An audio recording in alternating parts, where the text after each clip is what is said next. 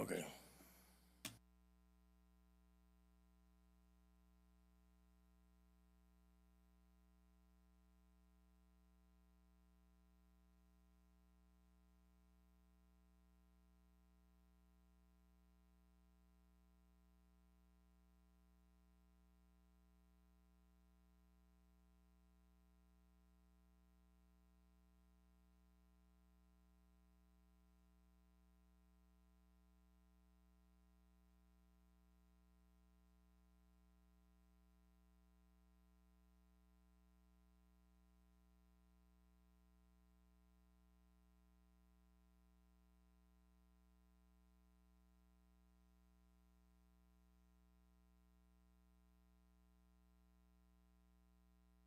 Okay, so we will go ahead and call to order the Amador County Unified School District Board meeting.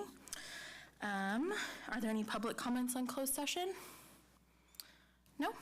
Okay, so then we will go ahead and move into closed session, and we will return at 6:30.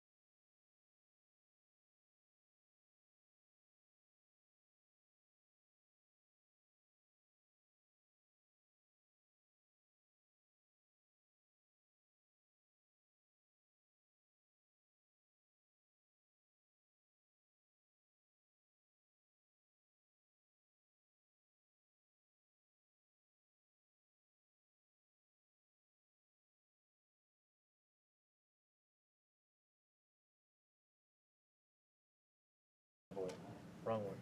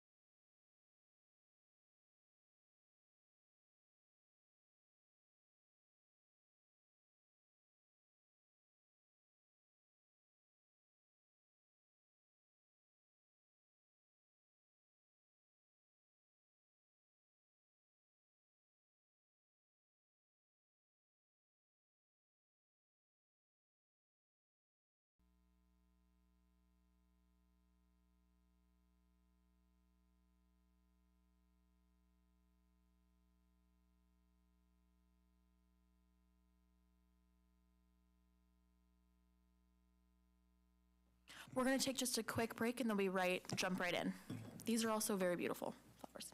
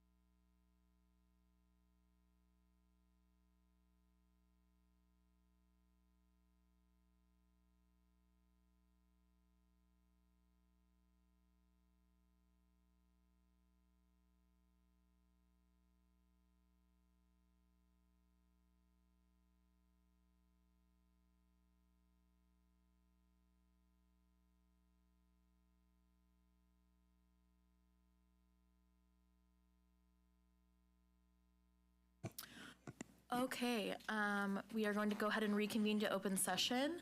We do have one report from closed session. The board approved an existing litigation settlement with a 5-0 vote in exchange for compensatory education, district assessments, independent education evaluations, changes to students' IEP, and reimbursement of students' attorney's fees. Students shall dismiss OAH case number 20241000128 prejudice and agrees to waive all claims to date against the district. Are there any deletions or corrections to the agenda? We have one small edit. So in the under presentations, item 9.2, the proclamation regarding career technical education, there was a small edit made to the end of that proclamation, and that's currently in the online agenda. Okay. So we will go ahead and join me in the Pledge of Allegiance.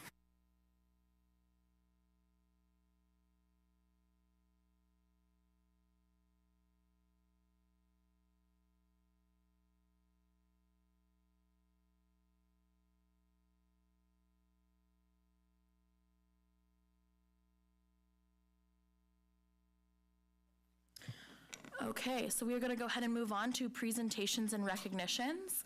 We do have some challenge coin recognitions tonight, so we're going to start out with maintenance and Mr. Cruz.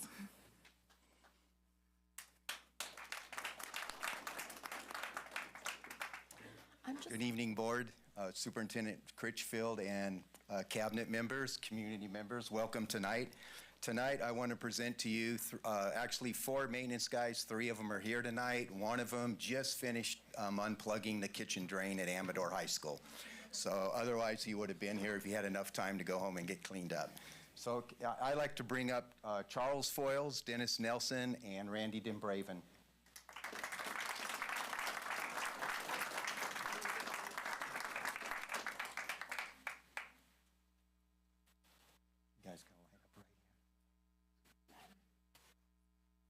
Thanks for coming, guys. Charles Foyles, if you go around anywhere in the district and you see new tile floors or new carpets, Charles is the one that's doing it. He's an M4. He's one of our highest skilled maintenance workers, and he also holds a contractor license. Dennis Nelson, next to him in the middle. He's been with the district. I think you're the most senior here in the district. And he is our locksmith. So anytime there's lock problems, he's the guy that's going around and handling them. And if you know anything about district lock systems, it's a very complex system. He figures out the codes, the combinations, and when a new key needs to come in, it's not just going to Lowe's and buying a handset. He's actually filling the chambers to the way it needs to be to fit the code. And then on the end there is Randy. Randy is kind of to highlight his biggest skill in our district, because he's been our plower. He's been plowing all the snow, and I don't think we've had to do it for a couple years now. So I thought for sure we'd be doing it this week, and we haven't had to deal with it yet. But the reason I'm recognizing these three tonight, and one more, Robert Barge, he's the one that was just finishing the drain at Amador High School. These four have been working on our sewage problems throughout the district over the last few months. I don't know if anybody's heard that we've had sewage problems. But I'll start with Argonaut High School. With that sewage system, you know, we were very confused with how drains were running, and we don't really have any maps. We don't have any as-built. We don't know how the structure's actually designed at that school. So what we did is we brought in a camera company to locate all our lines, to give us a report of the conditions of all our lines, so that when these guys continue to work on drains, they know what they're dealing with. And when we started working on that, we discovered that one of our new buildings was tied into the wrong line. So we had, during this camera process, we had located a line that looked like it was heading that direction, but we didn't know.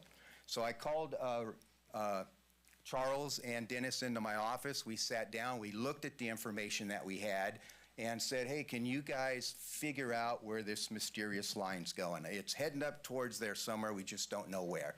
And these guys went out and they worked hard for a couple days to locate that line. They have the equipment to do it. And where did that line go? 10 feet from where the clean out was that the contractor tied into the new building. It was just 10 feet away. So these guys were able to get in there and connect it and get us back online very quickly. We anticipated it could be a 3-4 month problem, and these guys had it solved in a couple weeks. So we were able to start the new year back into that building. Now I'll jump out to Ione Elementary. So Randy and Dennis were taking turns. Right around November, there's a lift station out there, and our electronics had failed in that lift station. So Dennis and Randy were taking turns, and they had to go out and manually turn the pumps on to lower the lift station so we didn't overfill on the school grounds. And we did this for about a month until we could get an electrician in to get the new relays and update our panel and all that for us. And at the same time, we only had one pump in that lift station. That lift station's supposed to have two. So among all of us as a crew, we started discussing what's going to happen if this pump goes out. We're not going to have any lift station working.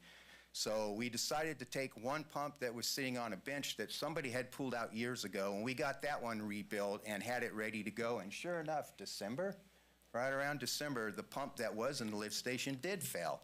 And so we were able to take it out, put the rebuilt pump in, and we got the lift station going.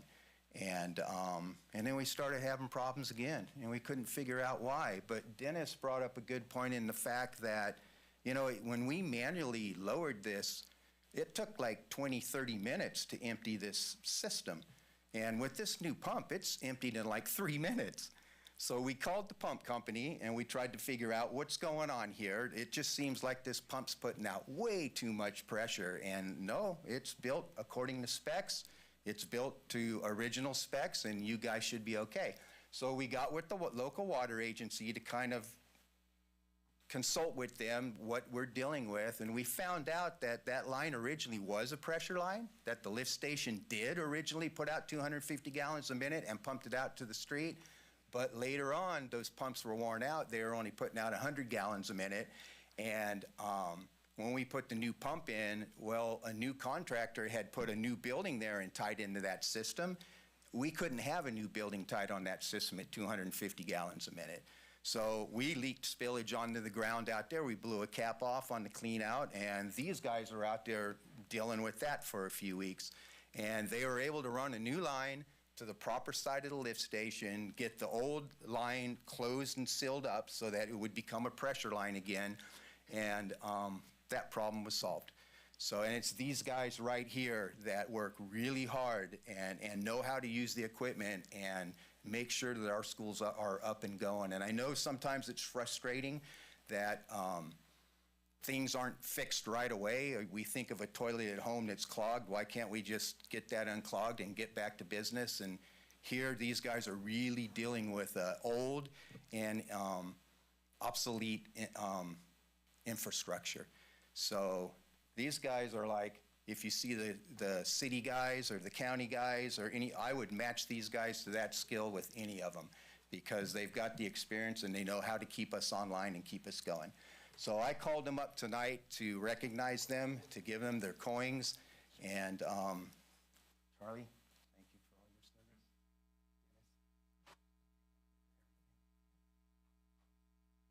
I'll make sure Robert gets this one. And with that, let's give him a hand of applause.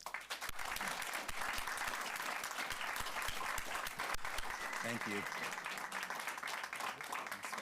Thank you. So our next challenge coin recognition will be from Pioneer Elementary and Mrs. Merton.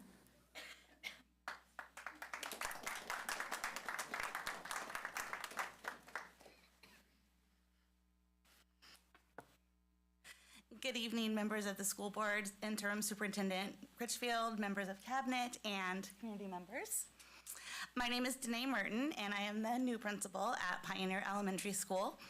I feel extremely fortunate to work with such an outstanding staff, and each member of our team has made my transition to Pioneer welcoming, and I am continually inspired by their hard work and dedication in supporting our students. Tonight, I have the privilege of recognizing 3 exceptional staff members who have demonstrated remarkable leadership, commitment, and passion for Pioneer Elementary. First, I would like to recognize Jennifer Aguirre. Unfortunately, Jen could not be here with us tonight, but I want to take this opportunity to share how incredibly lucky we are to have her as our special education instructional aide at Pioneer. Over the years, Jen has shown unwavering dedication to her students' success and well-being, academically, socially, and emotionally. She works closely with both our special education teacher and the general education teachers to ensure that each student's needs are met. Jen is a strong advocate for her students. She's never hesitating to speak up when she feels that a schedule or a curriculum or a support plan is not working in their best interest. Beyond her professional skills, Jen has built beautiful relationships with her students. They trust her, they confide in her, and they know that she always has their best interests at heart. During a year filled with many changes in staffing and administration, Jen has remained steadfast in her commitment, going above and beyond to ensure that her students receive the support that they need. I want to sincerely thank Jen for her dedication, her passion, and the positive impact she makes at Pioneer Elementary. And I will make sure I share this with her tomorrow. Next, I would like to recognize Amanda Robinson. Amanda is our dedicated speech therapist at Pioneer Elementary. Well, we have to share her with Pine Grove, and she's a longtime staff member who has built wonderful relationships with our students, our staff, and our community. She is an integral part of our school, actively participating in IEPs, SSTs, and cost meetings. She has deep knowledge of our students and allows us to develop the best possible plans to meet their individual needs. Whenever I need to know anything about any student, I go right to Amanda, and she has so much valuable information for me. It's so helpful. Beyond her experience in speech therapy, or her expertise in speech therapy, Amanda brings an incredible sense of positivity and a genuine desire to help in everything she does. Her support extends far beyond her official role. Whether she's waiting with students who are late getting picked up, grabbing an ice pack for a bruised knee, or helping haul boxes of toys and equipment when Toys for Tots and Sammy Circuit visits, Amanda is always there. What stands out most is I never have to ask Amanda for help. She just magically appears when I need her the most, and she always has a smile and a willingness to do whatever is needed.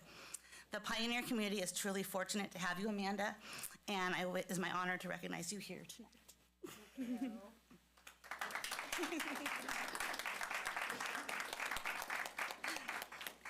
And next, I would like to recognize Kalena Granada. Kalena wears more hats at Pioneer Elementary than anyone I know. First and foremost, she is an incredible first grade teacher who has created a warm, welcoming classroom environment where her young students thrive, but her impact extends far beyond the walls of her classroom. Kalena is a former Pioneer Elementary student herself, and her deep dedication to our school is evident in everything she does. She serves on the board of our parent club, helping to plan school-wide events that bring our community together. She's our school garden mentor, having spent the last 5 years transforming the garden into a space where students can learn and explore. To deepen student involvement, Kalena also founded the Garden Club, giving students the opportunity to take ownership of the garden by volunteering their time to care for it. In addition to her work with the garden, Kalena created the Kids into Kindness Club, where students use their recess time to seek out acts of kindness on the playground and reward those moments. Kalena brings a contagious positivity, a true love for working with students, and an endless supply of energy to everything she does. Pioneer Elementary is extremely fortunate to have her, and I am extremely fortunate to have her, and it is my honor to recognize her here tonight.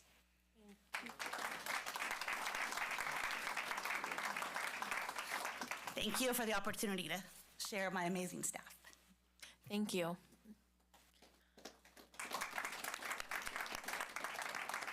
Okay. Moving on, we do have a proclamation for CTE Appreciation Month with Mrs. Gravett.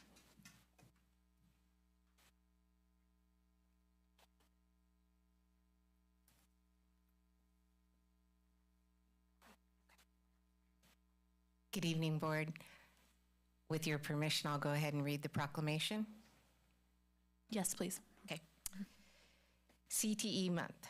Whereas February 1st through 28th, 2025 has been designated Career and Technical Education Month by the Association for Career and Technical Education, and whereas CTE offers students the opportunity to gain the academic, technical, and employability skills necessary for true career readiness, and whereas students in CTE programs participate in authentic, meaningful experiences that improve the quality of their education and increase their engagement and achievement, and whereas CTE provides students with career exploration opportunities earlier in their educational experience, which enables them to make informed and beneficial decisions about their academic coursework and pursue established programs of study and career pathways, and whereas leaders from business and industry nationwide report increasing challenges related to addressing the skills gap and connecting qualified professionals with careers in critical and growing CTE-related fields, such as arts, media and entertainment, agriculture, healthcare, hospitality, tourism, and recreation and communication technologies.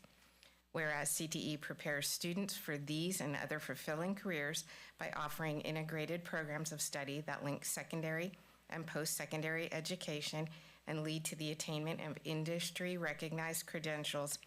And whereas CTE programs ensure that employers have access to qualified and thriving workforce, ensuring our nation is a strong and competitive economy. Now, therefore, the Amador County Unified School District does hereby proclaim February 1st through 28th, 2025 as CTE Month. In Amador County, we urge all citizens to become familiar with the services and benefits offered by the CTE programs in this community and to support and participate in these programs to enhance their individual skills and productivity.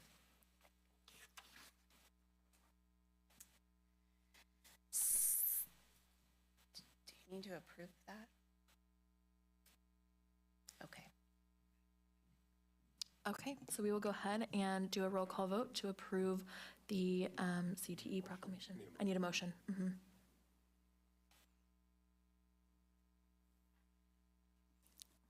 I motion to approve item 9.2, Proclamation CTE Appreciation Month. Second. Okay, and the roll call vote. Peyton? Yes. Peter? Yes. Ken? Yes. Shane? Yes. James? I have a question, real quick. Okay. Because that's not the action item, is that going to be an issue? No, as a proclamation, no. Okay. Aye. And I am also an aye. Thank you, Board. I am Nicole Gravette. I am the CTE Director for Amador County Unified School District. I would like to introduce some students who will be speaking first. And the first student is Emily Steele from Argonaut. So come on up.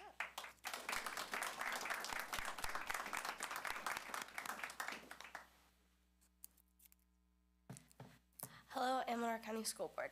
My name is Emily Steele. I am a senior at Argonaut High School, and I'm giving this speech today to inform you all about how Argonaut CTE arts programs and culinary program has affected me and will continue to positively affect me as I graduate and go towards my future career.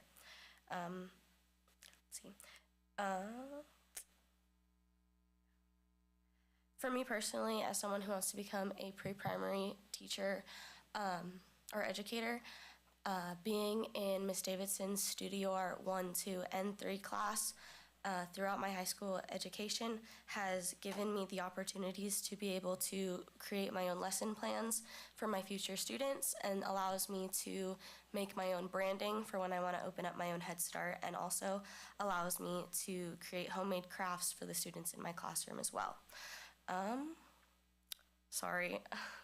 By the board supporting this program, it will allow not only myself, but also future generations of students to be able to learn about their creative personalities and help build social, emotional, and cognitive thinking skills in our county's students. I did a little bit of research and found out that Harvard ended up doing a 10-year study on the arts and showed that students that were involved in in the arts programs were more likely to win an academic award than those not involved in art. It affects the cognitive, emotional, and social skills for said students in the arts programs. I did that. Sorry. I'm looking at my speech on my phone. Lastly, the arts programs in Amador and Amador County, and including Argonaut and Amador High School, would greatly appreciate the continued support from the Amador County School Board. Thank you.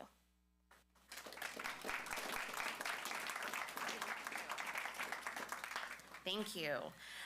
Next, I would like to invite Amador and Argonaut FFA to come up and speak.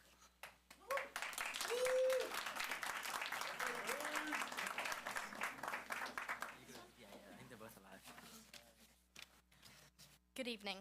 Thank you, Cabinet and board members, for having us tonight, and thank you to Ms. Gravette for providing the opportunity to showcase all that our CTE programs have to offer students at both Amador and Argonaut High School.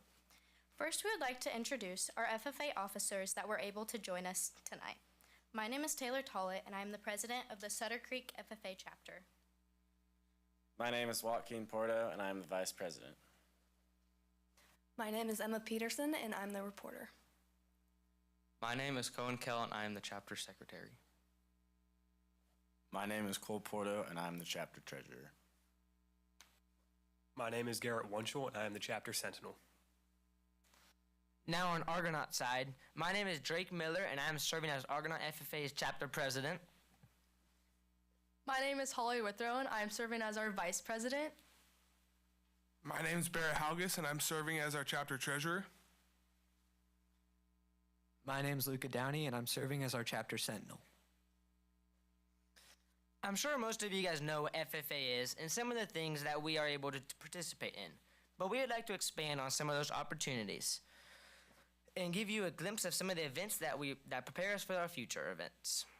At both schools, our chapters are involved in leadership conferences, career development events, and speech competitions. We are lucky enough to travel across the state and country to participate in these events, and we thank you all for being so supportive of these opportunities.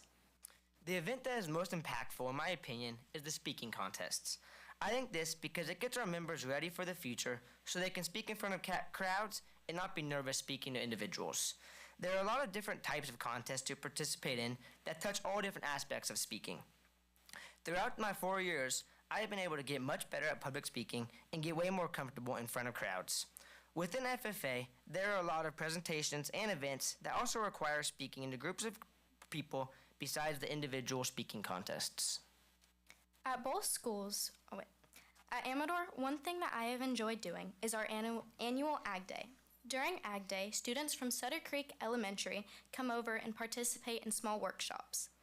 In the past, we have had high school students livestock animals, workshops about agriculture mechanics, floral, plant science, and animal science. Besides being a good opportunity for our students to learn about ag, I personally have gained experience with public speaking and creating presentations when planning for this event. Once again, we would like to thank you all for allowing us time to talk a little bit about our program and hope to return to tell you more in the future. Thank you. Thank you.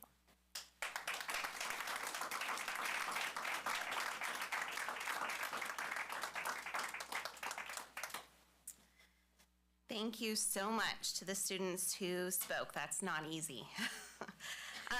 Hello, board, interim superintendent Critchfield, and cabinet members. Thank you so much for having us here tonight to celebrate CTE month in Amador County Unified.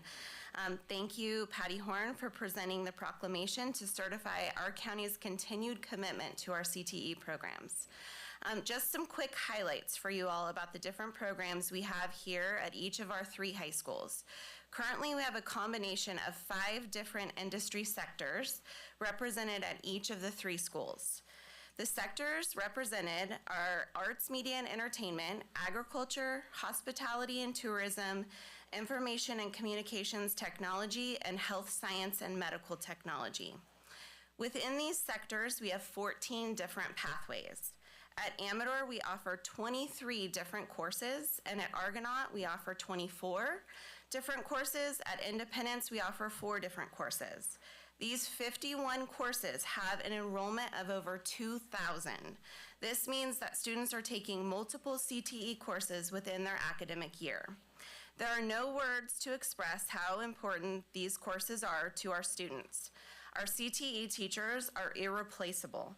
They plan engaging, hands-on learning experiences for our students to gain industry experience every single day. They work hard to keep up with industry and academic standards and make sure their courses are relevant to what students need and want to learn.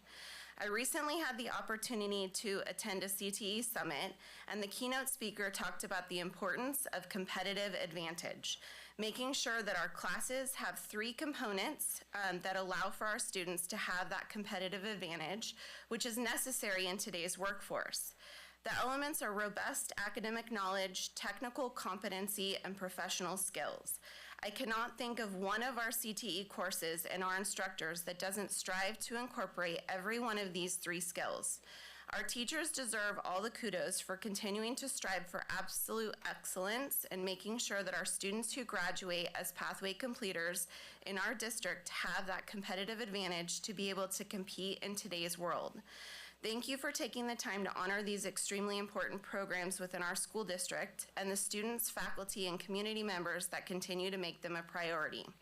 I'd like to take just a minute to mention all of the CTE staff that we have in the district, starting with our teachers, some of whom are here tonight. So if you are here, please stand up. At Independence, we have Kevin Porta and Lisa Farrar. At Argonaut High School, we have Christina Woolsey, Natalie Lambros, Valerie Davidson, Michael Garcia, and Matt King. At Amador, we have Carly Benner, Ryan Mendoza, Dave Tierpak, Jenny Neely, and Carmen Travasquez.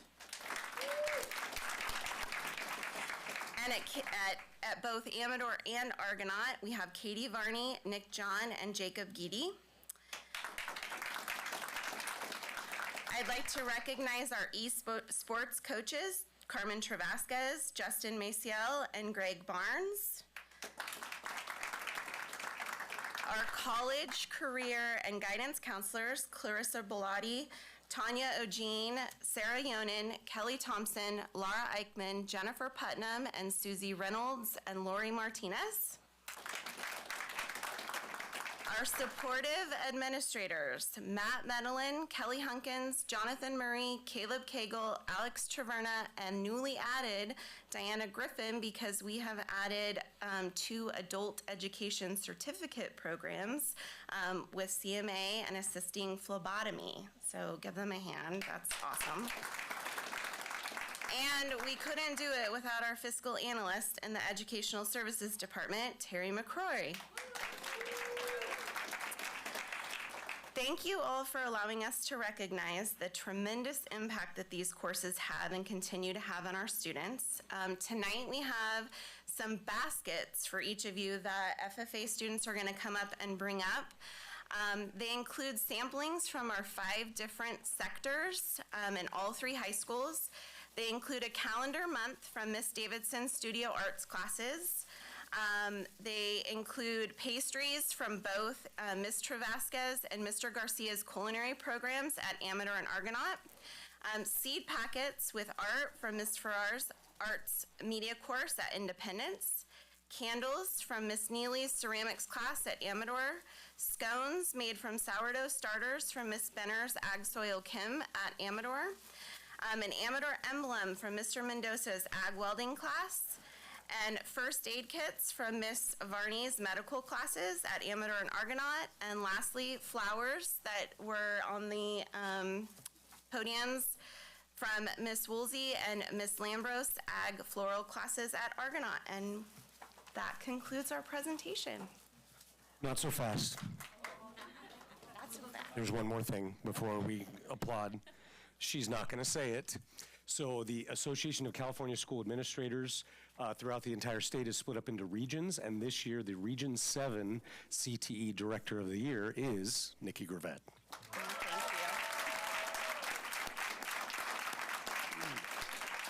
So thank you, Nikki.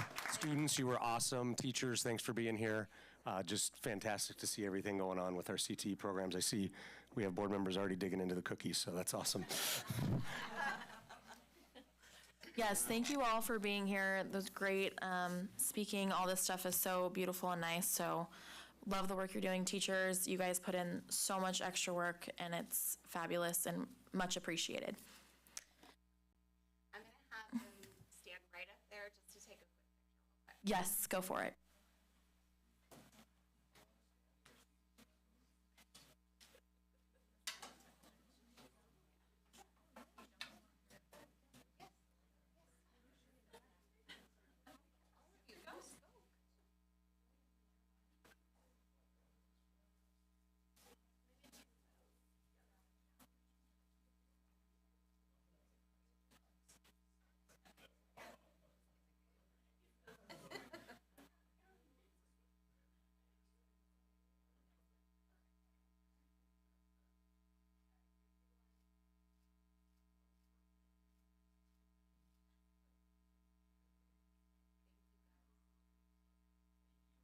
All right, we'll give one more round of applause. Thank you guys so much. That was great.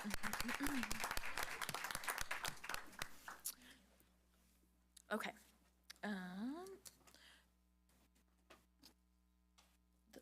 This is after. No, that's fine. Okay, next we're going to go ahead and move on to employee organizations. We have ACTA and Miss Jensen. Is she here? She's not here tonight? Okay. So we'll move on to CSEA 239 with Mr. Baird.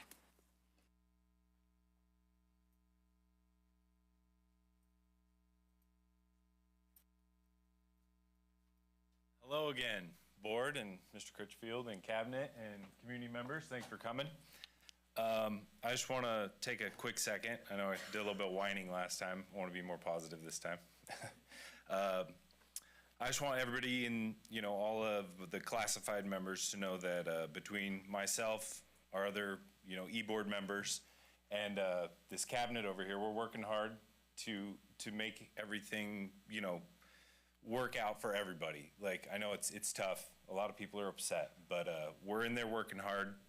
And we have your backs, and I know a lot of people think it's kind of like us versus them, but we're really working good together, and I'm proud to be a part of that. So thank you guys. I do want to take a second. I was announced to be the Argonaut ski and snowboard coach, and Amador and Argonaut are kind of like one team, and we have a skier, Marley Garner, who took first place actually in the entire South Division last 2 weeks ago. So I just want to point that out. I know that skiing and snowboarding is not really top of the list when it comes to sports, but we've got some athletes out there that are really putting their heart out there and trying hard. So I just want to, recognize them a little bit. Also, I want to thank all the maintenance staff, administrative staff, everybody that's, whether you're a member of 239 or not. I know they're all working hard, dealing with sick kids, cleaning up after, puke and whatnot. So I just want everybody to know that they're working hard out there, and just appreciate them, because it's tough. So, just a little more positive than last time, not a lot of complaints. I just want to thank everybody for giving us time to speak and hearing us out. So thank you. Thanks, guys. Thank you. Okay, so we do have a public comment on non-agenda items. I'll go ahead and read the introduction, and then they can come up. It says, a person wishing to be heard by the board shall first be recognized by the president and shall then proceed to comment as briefly as the subject permits. Individual speakers shall be allowed 3 minutes to address the board on non-agenda items. The board shall limit the total time for public input on each item to 20 minutes. With board consent, the board president may increase or decrease the time allowed for public presentation depending on the topic and the number of persons wishing to be heard. The president may take a poll of speakers for or against a particular issue and may ask that additional persons speak only if they have something new to add. If you wish to address the board, complete a speaker card and give it to the board clerk or communications specialist. We do have one, Lydia Brown, if she'd like to come up.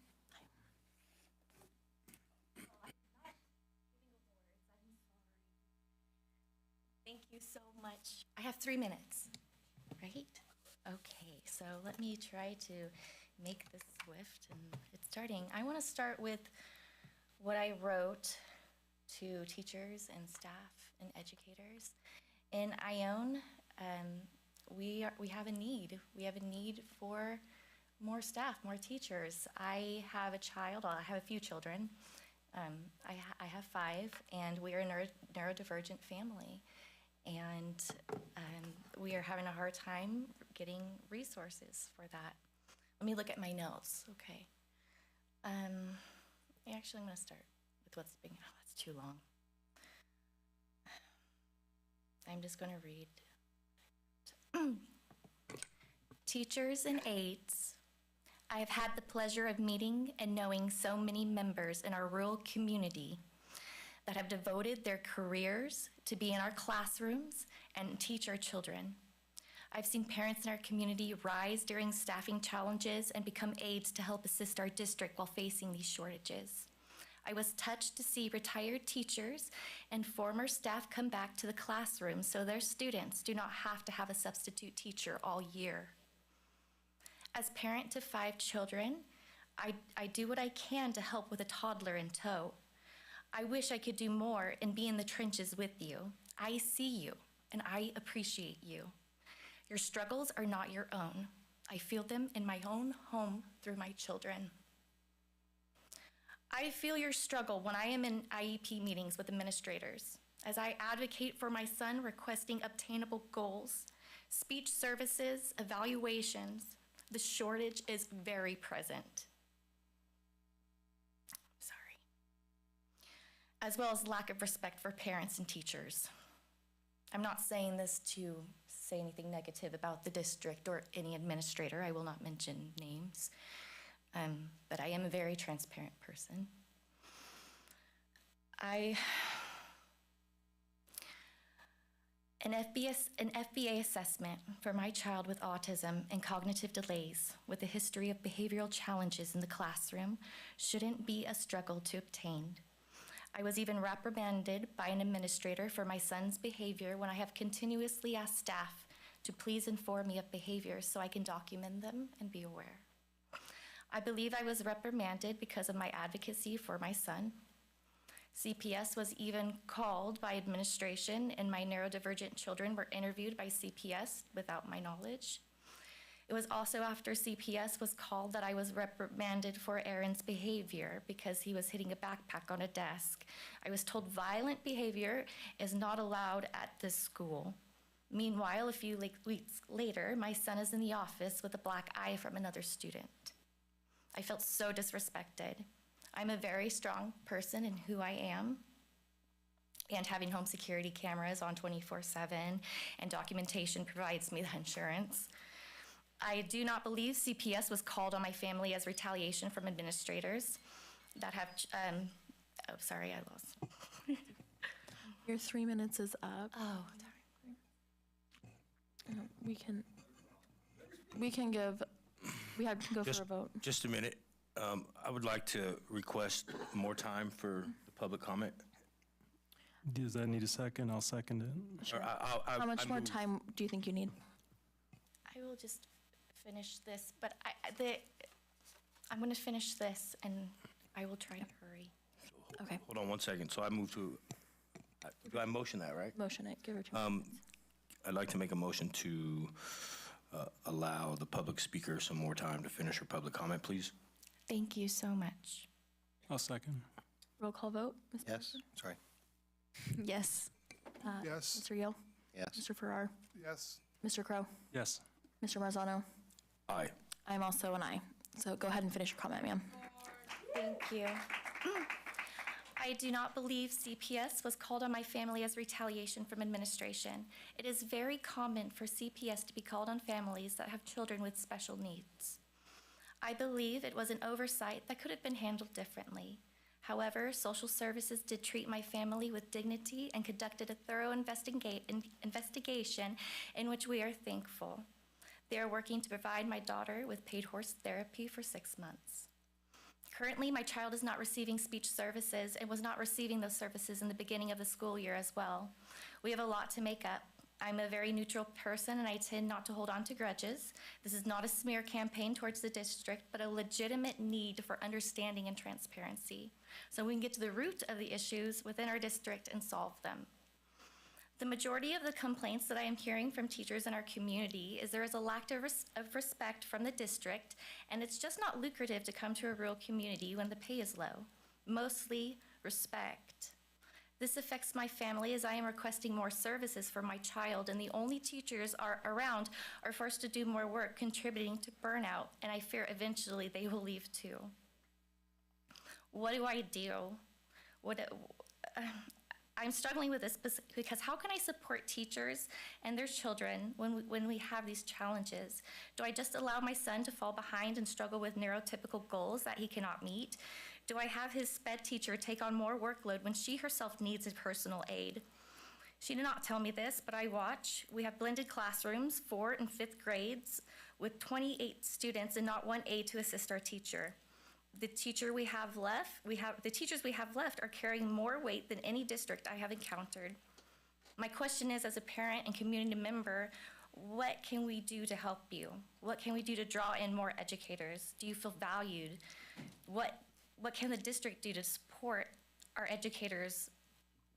Do I need to collect signatures outside of Walmart? I will. I need the data. We need open communication to solve our district's biggest issue right now. And I may be the only one person, but I hear you and I'm listening.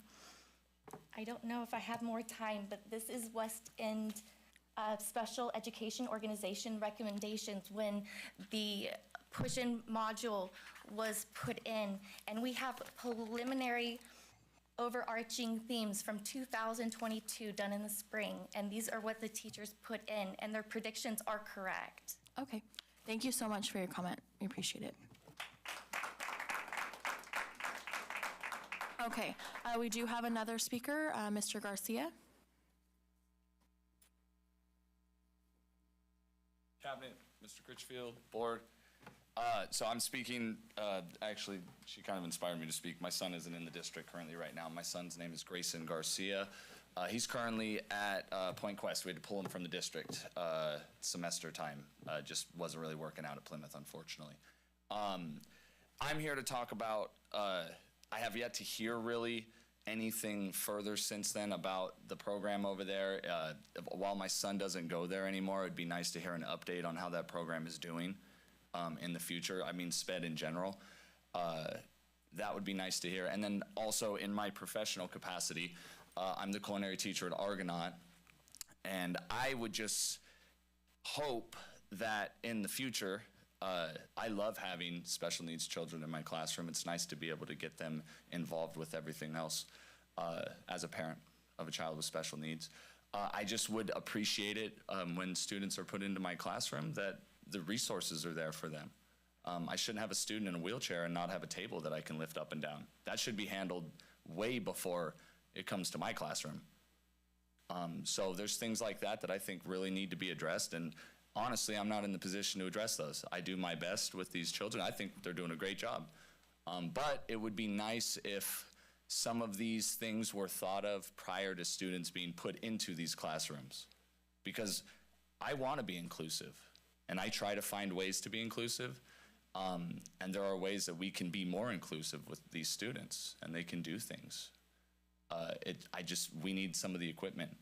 We need some people that make those decisions to be able to take care of that before the school starts or before a student is put in a classroom. I'm not trying to be rude, but I feel like it's common sense coming as a parent with a special needs child. I mean, it's kind of, that should be like the starting point. How do we make sure that these students have the resources that they need? It is what it is. I appreciate all the work you guys are doing. You guys bust your butts. We all know that. It's not easy to be in this community sometimes because, hey, we get mad. Parents get upset. Teachers get upset.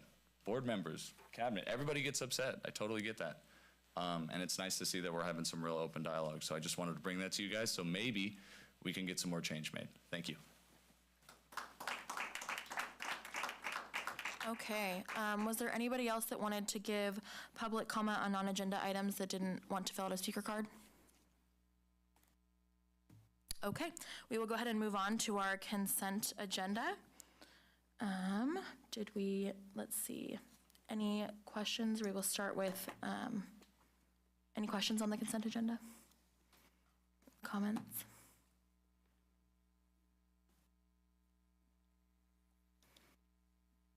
No? No? Okay. With that, we will need a motion to approve the consent agenda. I move to approve item 12, the consent agenda. I second. Okay, and the roll call vote. Mr. Gale? Yes. Mr. Farrar?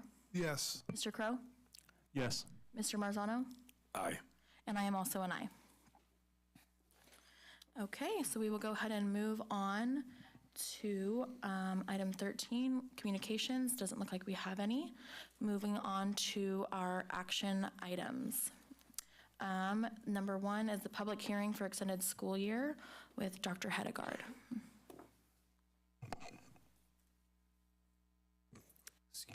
Hello, good evening. Yes, this item is requesting for the board to host a public hearing this evening. President Parker, would you like me to read the background information for this? Sure. Okay. So according to California Code of Regulations, we are required as a district to host an extended school year program. The extended school year program is offered to students over the summer months, extended for a minimum, speaking of illnesses, this is offered for students a minimum of 20 instructional days according to, I'm so sorry. I'm so sorry. I can go ahead and read it, you're fine. California Code of Regulations, Title V, Section 3043, requires an extended school year program to be provided for a minimum of 20 instructional days, including holidays, for special education students who qualify with mild to moderate or extensive support needs. For the last few years, at the encouragement of staff that service the Amador County Unified School District's ESY program, ACUSD has requested and received a waiver from the California Department of Education to host the ESY program on a modified schedule. The schedule has been adjusted from 20 days to 15 days, but included aligned hours of in-person instruction. Operating under this model provides for the equivalent number of instructional minutes for students while maximizing attendance and staffing options. The CDE waiver process requires that ACUSD hold a public hearing on the matter to ensure that an adequate opportunity has been presented to the greater community to provide feedback on the matter. So we will go ahead and open a public hearing. And then are there any public comments here for the extended school year? Okay, we will go ahead and close the public hearing. Okay, is that it? Okay. Thank you very All right, much. no problem. We will move on to item, do we need to vote? We don't need to vote on that, just hold the hearing. Okay. And then item number 2, food service vehicles proposal with Mr. Norton. Perfect. Good evening, and thank you, Board. The Food Service Department is requesting 3 new vehicles to enhance operational efficiency and support food service programs across the district. Specifically, we're requesting 2 2024 Ford Transit cargo vans. These vans will be stationed at Argonaut High School and Amador High School to primarily serve Independence High School and Shenandoah. They will be equipped with warmers, refrigerators to safely transport food. The vans will also provide increased flexibility support for food service operations countywide. Currently, food service has only 1 van, and that has over 200,000 miles on it and is running toward the end of its life. So one is purely a replacement. The second is more for expanded services. This specifically was looking at Shenandoah, as well as when we look at summer and other situations where we may have provided sack lunches. Now we can provide warm meals in different cases. So that's what we're looking for with the 2 cargo vans. In the one 2024 Ford F-150 truck, this will be utilized by our food service director to transport equipment and supplies between the school sites as needed. Currently, he utilizes his personal vehicle to do so, so this would eliminate that and reduce some liability out there with that. So the purchase of these vehicles was included in the food service spending plan budget agreement presented to the board on November 13, 2024. There was no action taken, just so you guys are aware. You have not approved this yet. This was just a budget spending plan. As a quick refresher, due to the universal meal program with Fed and state, leveraging the affordability of commodity products along with increased scratch cooking, the district has an excess amount of reserves in Fund 13, which is our specific food service fund, of $1.5 million, which led the food service spending plan which led to the food service spending plan. So beyond vehicles too, the spending plan does include replacement equipment at every district kitchen, at every district site, additional lunch and breakfast items along with expanded salad bar, flooring remodel at a couple sites, digital menu display boards, mist paint, and other additional training for our food service employees and more. The use of food service funds is highly restricted, and these actual items were already sent to the state and approved. The vehicles are currently available at Folsom Lake Ford and are ready for purchase pending board approval. The funding implications in this case are about $50,000 for the 2 transit vans and $43,000 for the Ford F-150, total cost of $143,000. And this would, at least in the budgeted plan, was budgeted at $264,000. Note these vehicles would still need to have the warmers and refrigerators added on afterwards, but that is still part of the budgeted item. So at this time, the district recommends that the board approve the purchase of these trucks. I'm available for, these vehicles, and I'm available for any questions you have. Yeah, I'm just wondering if 2 vans and 1 pickup truck for another $6,000, does it make sense to just get 3 vans? So during the winter, whatever he's transporting is going to stay dry. We just don't equip that with a refrigerator. That would seem to make more sense to me to have 3 vans instead of 2 vans and a pickup. Sure, and I can talk to our food service director with regards to that. Mr. Gill, any questions or comments? I will interject there a little bit. The vans, they currently only do have 2, but obviously we can find a van, I'm sure, somewhere else. Okay. Ms. Patterson, any questions or comments? No, thank you. Okay. Mr. Crow? The pickup, is this, what kind of equipment? Is it, large equipment that would have difficulty being fit inside a van? Is that one of the reasons, or? Honestly, I can't speak to that. I'm not as familiar with the exact equipment he does. I just know there are different things that he does need to transport from time to time from site to site. Having a truck, he's used to his. He just uses it all the time. A truck made sense in that particular standpoint. Could it be done with a van? I am not sure. I would assume so. These vans are pretty large, but I cannot speak to that 100%. The truck, the vehicles, they stay in the district's yard? So the one will be stationed at Argonaut, the other one will be at Amador. The food truck would also, or the truck would end up also being at Argonaut, but near where the food service lives, kind of toward the back. It's an area there. but yes, on our property. Okay, and then the funds, can you kind of go over again, these funds, are these like, I guess, call it a use it or lose it type of funds, or is this something that was already budgeted that, because some of the questions I've been received from the public are, we're spending on vehicles when we have kitchens that need serious remodels. And so that's one of the questions I think that really needs to be made clear on. Sure. So these funds are highly restrictive in terms of their nature. There are some things we can utilize them for, which is why we're doing all the equipment upgrades at the various sites. And so I expect there to be a lot of infrastructure upgrades in that sense. But some of the major overhauls, this could not be done with. The facility itself would be something that they view for the food service funds to be the responsibility of the district. So it would not be applied to these food service funds. So this does add another avenue to improve service, which that has been something these funds can be leveraged for, which is where this kind of ties in well, especially with the one vehicle we have that is past its prime, if that helps. Yes, yes. And then the last question, it seems like our summer program is a big part of a lot of our young people's summertime. So I guess to say that this would greatly benefit the summer program? Yeah, because of the way we service at the multiple sites, it allows us to use one kitchen, but then to facilitate needs that it reduces the staffing necessity, because not everybody wants to work necessarily during the summer, but it then allows us to provide it at multiple sites at the same time. So we have the base to be able to transport these meals and provide them with warm meals as opposed to the sack lunches. So yes, it would benefit a lot of the summer program. Thank you.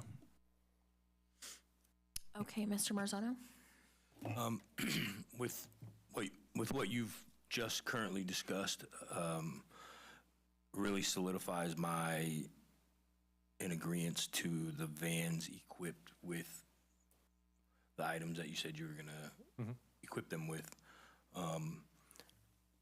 Board Member Crow's comment regarding stuff that needs to be done at the sites. First thing that popped into my head is we're putting the cart before the horse, getting vehicles before we fix these sites. Do you know if we are already making those sites better with this money first, and this is just kind of falling in line, or are we getting vehicles first, and then down the road we'll spend what we need to or what we can on equipment? So we already have bids and quotes out for the different equipment, so we are in the process of purchasing those as well. So this is kind of a simultaneous kind of upgrade. Some of the more major projects, I know like with the Ione Junior kitchen that we're redoing, will be done during the summer just for the sheer fact of the timing of it. It would be hard to do it now. Yeah. Whereas the vans and truck, you could do now. I'm sorry, Ms. Horn, can you put that flower down? They're beautiful flowers, but I'd rather look in his eyes. With regard to the pickup truck, is that going to be equipped with any special food service equipment, or is it just a standard F-150 get her done type vehicle? At this time, I believe it was only meant to be just standard equipment, nothing added onto it. I do like Board Member Farrar's comment with 3 vans. That in my head makes a lot more sense, but I can't get past the amount of work that we need to improve our facilities massively, and we're getting vehicles. I would love to improve all of our facilities with these funds if we were eligible to do so. Major facility upgrades are not generally possible. We do have some infrastructure funds that are specific to that in Fund 13 that will be applied to some of the infrastructure things. But again, major projects is not the intent of what these funds can be leveraged for. Jared, you look like you're chomping at the bit. Yeah, it's the intent of those funds, and we're not in control of how they can be spent in the sense of categorically, and it's about equipment. So we, like he's saying, as far as like major facilities upgrades, that money can't be used on that. And I understand the desire about a third van. I just also think, we do have a full-time food service director making a recommendation, and while he's not here because he gets up at 4 a.m., I think, it would be safe to honor his request of the combination of 2 vans and a truck versus pivoting and changing it to 3 vans would be my recommendation. I hear you. I struggle with it. The voice of the public struggles with it. The ones that have reached out to me personally and also publicly on social media outlets and voiced their opinions. I don't know. We can coordinate with Mr. Pingree to come back and provide more detailed explanation if that's what the board desires. I mean, I understand that this pickup truck is for the position, but I also know, and I'm not jabbing at any departments or anybody specific, I'm just thinking about these beautiful SUVs that when I'm on my boardwalks, I see sitting there, amazing Suburbans that are sitting there. Not that they're not being used, but I'm just thinking like, okay, and then we got the beautiful white fleet in our transportation department parking lot. I feel, and I don't know everything, but I feel like there's other ways to have an employee not utilize their POV. That's just my personal opinion. Yeah. No, and yeah, I know for him it's convenience. It is his personal vehicle. For sure. And for that position, or any position for that matter, that utilizes their POV, they are reimbursed and compensated if reported in. So they turn in mileage, right? Based on the going government rate for a mileage reimbursement. Yeah. Anybody else have any comments? Just one. Obviously, I was not yet a board member when he did the presentation back in November, but I was present in the board meeting. And I did appreciate, and not to oversimplify it, but I did appreciate the level of detail he went into on the permissible work that has been done in the kitchens when it comes to that equipment. So I'm grateful that it's not like we're completely neglecting that, and it does make sense. Thank you for the clarification on, equipment, minor things versus major infrastructure. Okay. Mr. Farrar, go ahead. So looking back at the excess spending plan that was looked at on November 13th, it says food service vehicles, $264,000. Is that $264,000 that can only be spent on vehicles then? no, this was just a budget that was put in place. If there is residual, which it looked like there would be in this case, then they would be able to be spent in other directions. And I also want to present that the improvement description was vans with warmers and fridge to transport meals and product, with no mention of the pickup truck. So I just want to make sure that if we, we approve one thing, or one thing was approved before I was on the board, and then all of a sudden we're buying a pickup truck, it comes back to public perception again. Oh, they tricked us. Sure, and my personal opinion, but if we're going to want to buy a pickup, let's put it in the plan in the first place. Sure, and we can revisit this. This is totally fine in that case. With that was purely an omission of what it was. But we were looking at the vehicles, and that was there, and that was a part of the plan. Okay. Anybody else have any questions? I have a question. Just trying to be a smart guy here. That was a joke. Are these agenda items able to be dissected? Meaning, oh my gosh, summertime lunch program's coming up.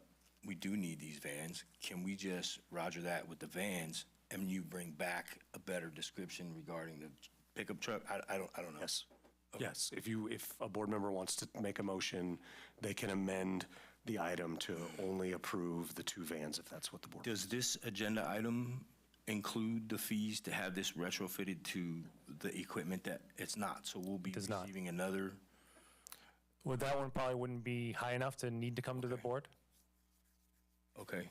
But we can advise after the fact of when it's taken place if you'd prefer. No, I was just curious. So if it's not high enough, what is high enough? What does that mean? Or bids, depending on equipment and things like that, we have different dollar amounts set. What is the dollar amount that comes to the board? On this particular type of item, Determined to come to the board? I'll have to get back to you on that. Yeah, I can throw out a guess, but I don't want to do that. Yeah, let's not do that.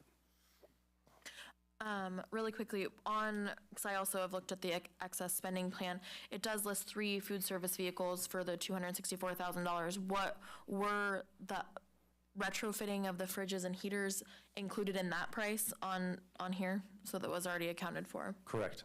Okay. Okay. If nobody has any more comments or questions, we would look for a motion on this item. I'd like to make a motion that we approve item 14.2 for the 2 Ford Transit cargo vans and cancel the F-150 for now till we get more information. Okay. Is there any second on that motion? Is cancel the right language, Yeah. or are we trying to? I think it's we need to amend the. Table it, or? We just need to amend the. Yeah, just amend the resolution to only approve the 2 vans. The 2 vans and exclude, I would use the word like exclude the purchase of the truck at this point in time.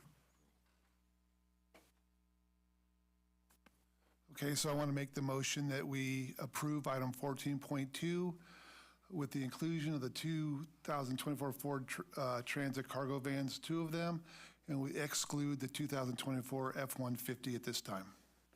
Okay. A second. Okay, and then the roll call vote. Ms. Patterson? Yes. Mr. Gill? Yes. Mr. Farrar? Yes. Mr. Crow? Yes. Mr. Marzano? Aye. I'm also an aye. Okay. So now we're going to go ahead and move on to just our discussion items. These are items that the board is not going to be taking any action on, just listening. We have ACUSD athletics update with Mr. Hunkins and Dr. Palazuelos.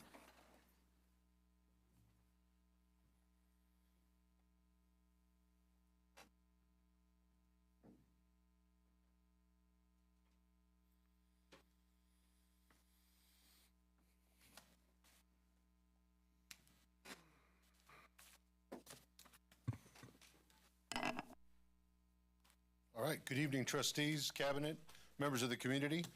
My name is Adrian Palazuelos. I'm the Assistant Superintendent for Human Resources and Labor Relations, and I also have the distinct privilege to oversee the athletics program in my capacity as a cabinet member working with the District Athletic Director.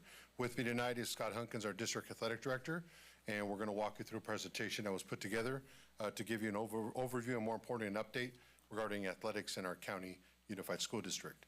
So the first slide that you see presented here is our athletics organizational chart. You'll see starting at the top, we have our District Athletic Director, Scott Hunkins. Moving down, we have the admin assistant over athletics, Ms. Kim Hernandez. And then we have the different athletic directors at each of the campuses. Mr. Hunkins currently is performing both duties. We've advertised a position for the Argonaut High School Athletic Director since October. We actually reposted it in November and most recently reposted it again in January. Doing our very best to try to attract and recruit an athletic director for the campus. Until we have one there, Mr. Hunkins is assuming the duties of both Argonaut High School and the District Athletic Director. Amber High School has the support of Sean Klingen as the athletic director there. And then at Jackson Junior High School, we have Leah Pearl, one of our certificated staff members. That is the Jackson Junior High School Athletic Director. On top of being the Jackson Junior High Athletic Director, she also supports the elementary feeders, being Jackson Elementary School, Pine Grove Elementary School, and Pioneer. And then over at Ione Junior High School, we have our athletic director. That one is also open and advertised.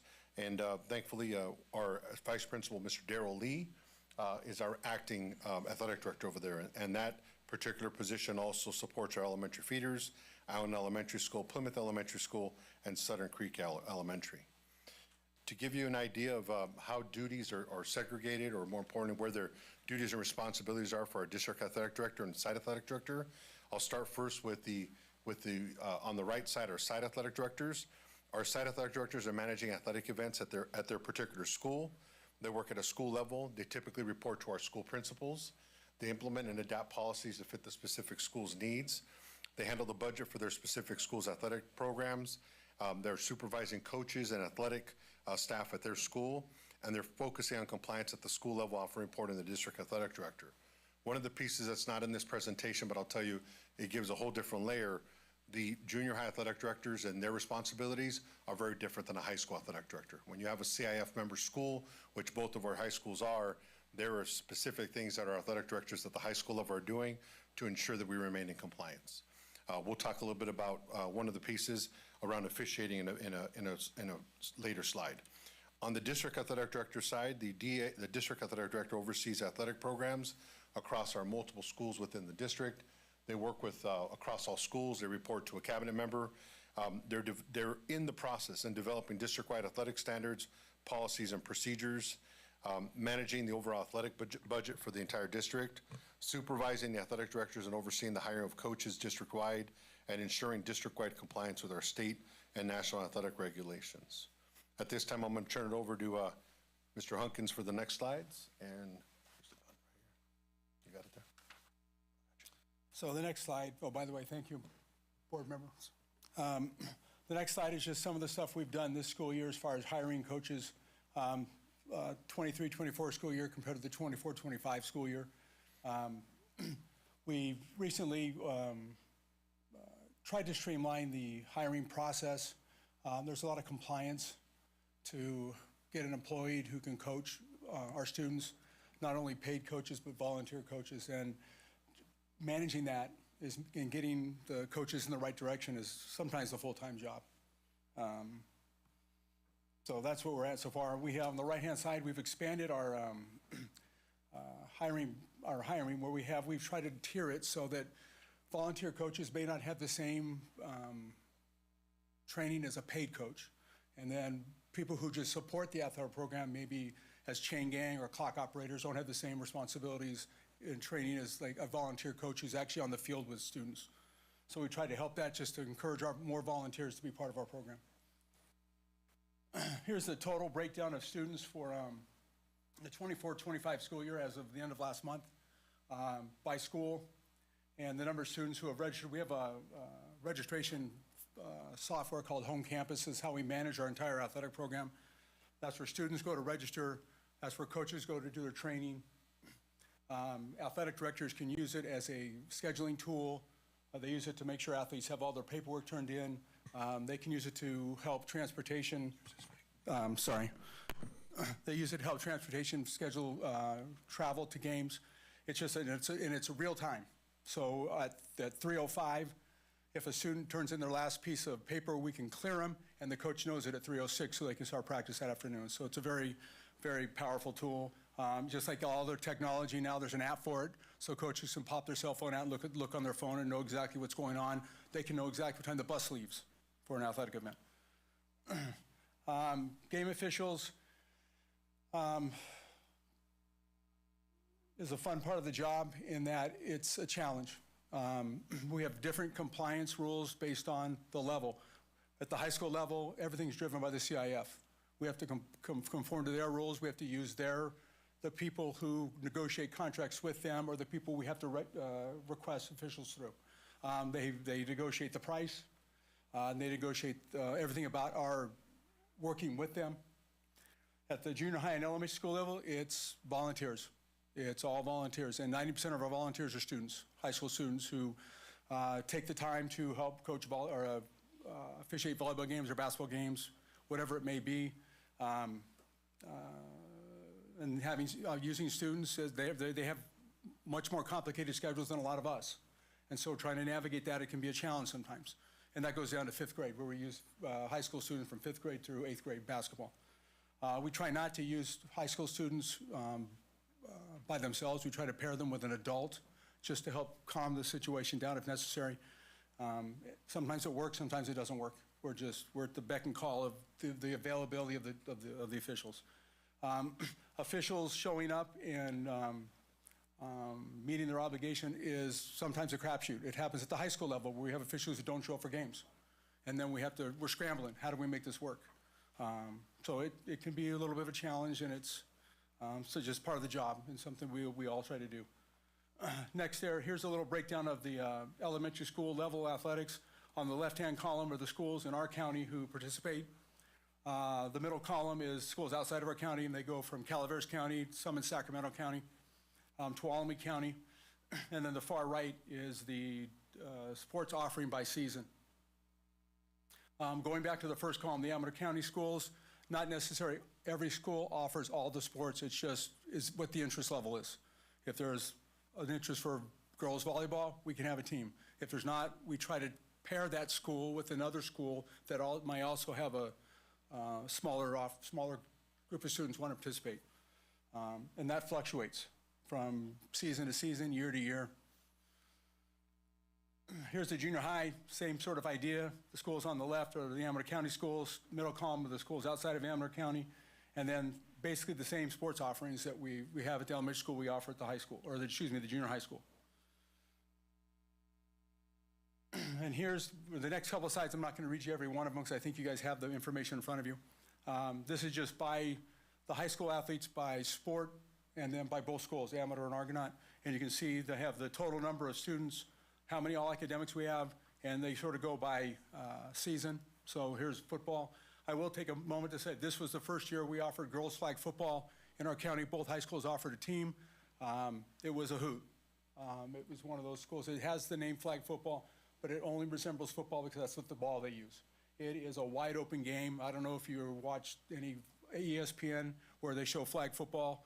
It's amazing. I think we have a flag football player on the board, and she can speak to it, but I just thought it was amazing. And one of the best parts about it was we had athletes who'd never competed in a sport before. And this was their first exposure to sports, and they loved it. We called them the originals. You're the first. You're the ones who get to start it, and it was a great job. And then the Amador flag football team qualified for the playoffs, which was a nice thing to do for them. So shout out to the flag football world. Girls volleyball, both high schools. We next have cross country. We have a boys and a girls cross country program. They compete together. You can see the numbers there. Girls golf. And then I'm just going to go through sideline cheer. And we do, sideline cheer technically is not a sport, but we treat them like athletes because they are athletes. So they get all the privileges and expectations that a regular athlete would get. Water polo. Water polo is only offered at Amador High School. Boys and girls team. Right now it's a varsity only sport. They compete at Dieter Park. No, they compete at the Amador High School pool. And that's an interesting one because it's a hybrid league. The new league we're in, the Sierra Valley Conference, not every school offers water polo. We exited the Mud Lowe's League. There's a handful of schools that offer water polo. And those two leagues have merged together to form a water polo league. Here we have basketball, boys and girls basketball, JV and varsity for girls at Argonaut, varsity only at Amador, and then boys basketball, JV and varsity at both high schools, and then Argonaut High School is a frosh soft team. And boys wrestling, and then girls wrestling. Girls wrestling is fairly new, I think the last 8 years.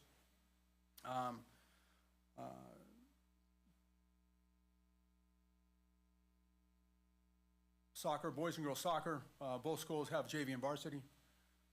Currently it's soccer season right now, so they're competing along with basketball. We have a competition cheer. That number's not accurate. It's actually 22 at Argonaut High School. The competition cheer team at Argonaut High School last 2 years won the section championship. It just a weekend or two ago. That's a fairly new activity that they offered, and the Argonaut cheer team has done very well the last couple of years. Ski and snowboard. We heard Eric talk earlier about we have some very amazing athletes that are skiers. It's a tough sport. They started practicing in October with dryland training. A lot of running, a lot of lifting weights, a lot of more running, a lot of lifting weights, a lot of jumping around. And they got on the mountain right after Christmas break, and they compete every week. Our skiers and snowboarders only practice 1 day a week just because of logistics. They usually practice on a Sunday, and then they compete on Monday or Wednesday, depending on when the course will allow them to be on the mountain. And here we have some future information.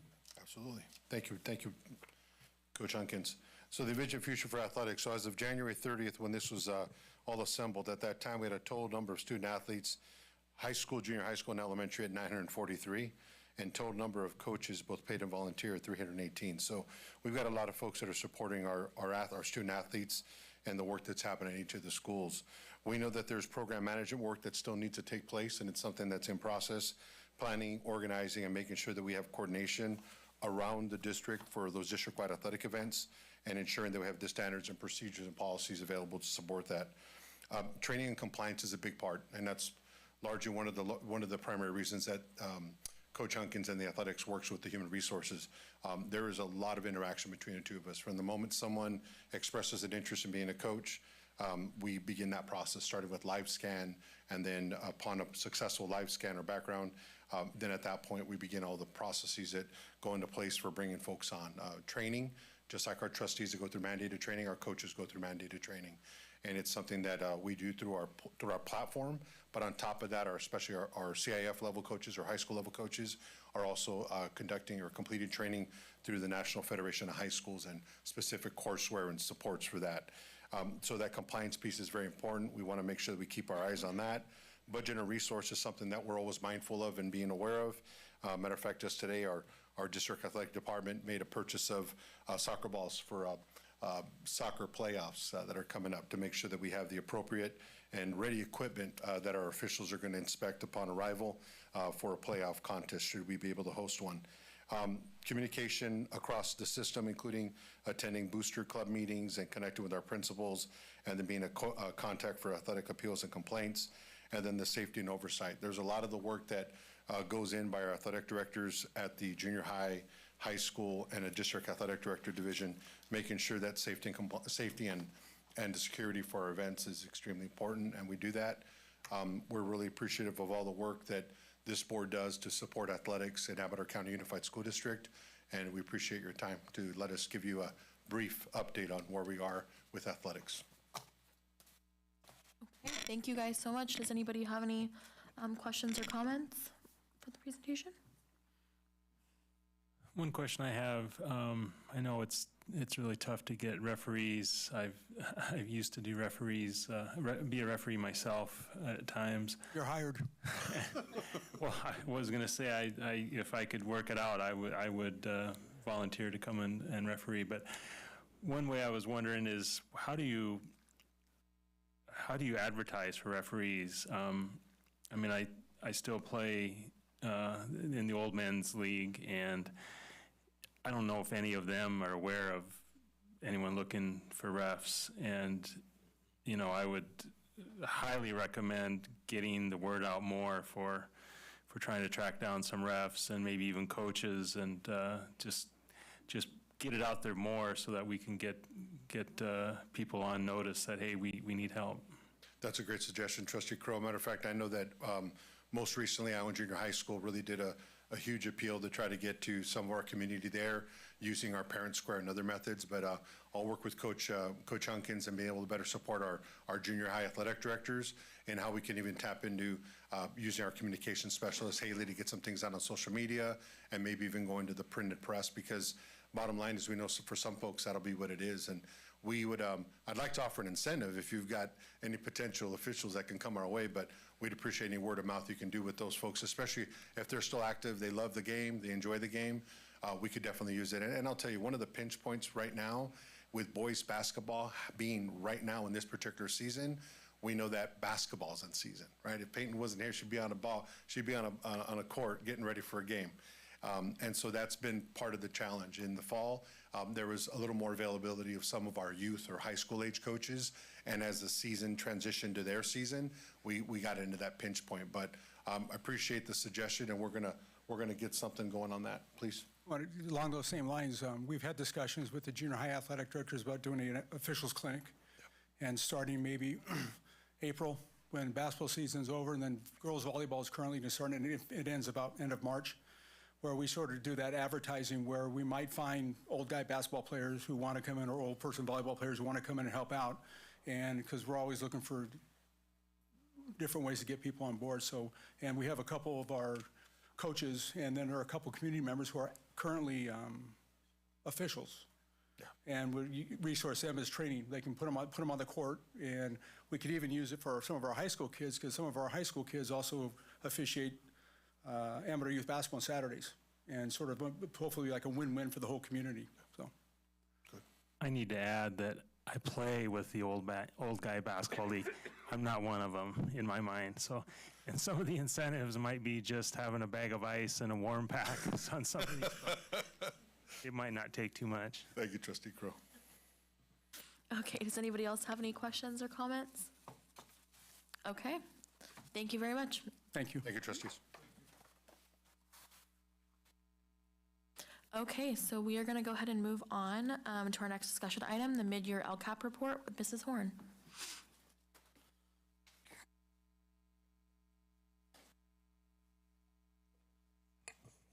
Good evening.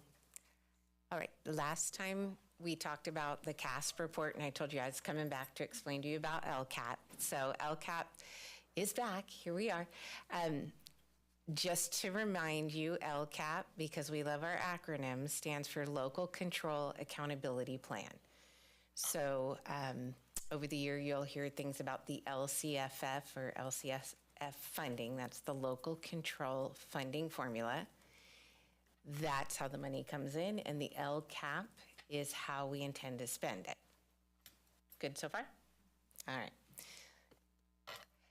Just to remind you, the LCAP mid-year update, there's nothing you need to do with this right now. This is kind of a checks and balances that has been put into place to make sure that not only do we have our plan, are we sticking to our plan, are we not overspending?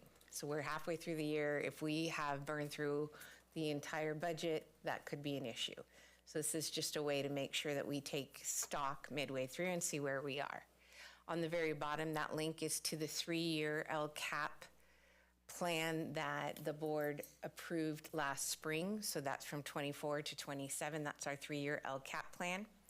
So as we go through tonight and I talk to you about any of the metrics or any of the baselines, remember that baseline data for that plan came from 22-23. So that will be our baseline data, and as we're pulling metrics, we'll have metrics at the end of this year, the end of the following school year, and then again in 26, 27. All right, we have 2 goals in our LCAP plan. Our first goal is all students will demonstrate growth towards meeting or exceeding standards in all academic subject areas with accelerated learning growth for subgroups performing below standard in order to close achievement gaps as demonstrated through local formative assessments, summative assessments. The example of a summative assessment would be the CASP, that big test at the end, and curriculum-specific assessments and additional local measures. So formative and additional local measures could be anything from a test at the end of a teacher's unit of study or a survey we put out to our students and staff. On goal 1, we have actually, and I'm going to try to bring it up here because I'm not playing an old guys league either, and it's not my eyes that aren't working, so we'll just go here. We have 8 actions associated with goal 1. Those 8 actions are broken down into those, as you can see, each 1.1, 1.2 is the goal and the action, instructional materials, school staffing, and so on.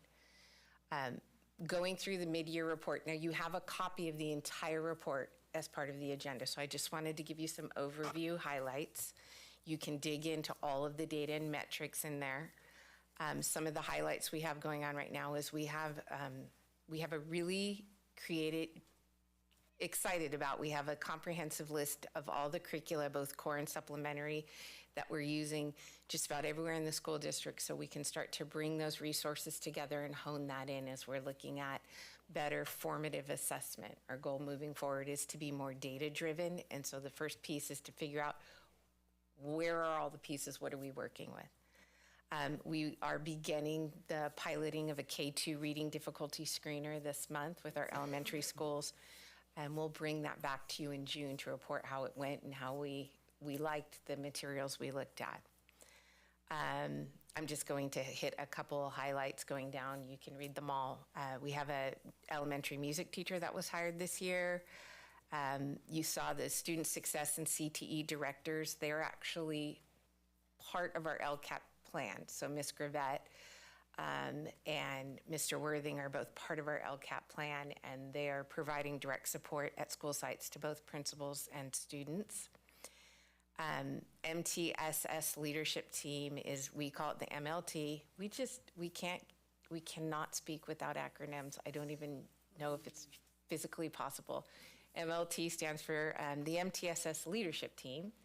They've been doing a lot of really great work with principals in providing universal design for learning. We call it UDL, training this year. So that's that professional development piece. We're excited we have ELOP classes on each of our elementary sites, and art plans are being developed at each of our schools. Are we good to move on with the goals? Awesome.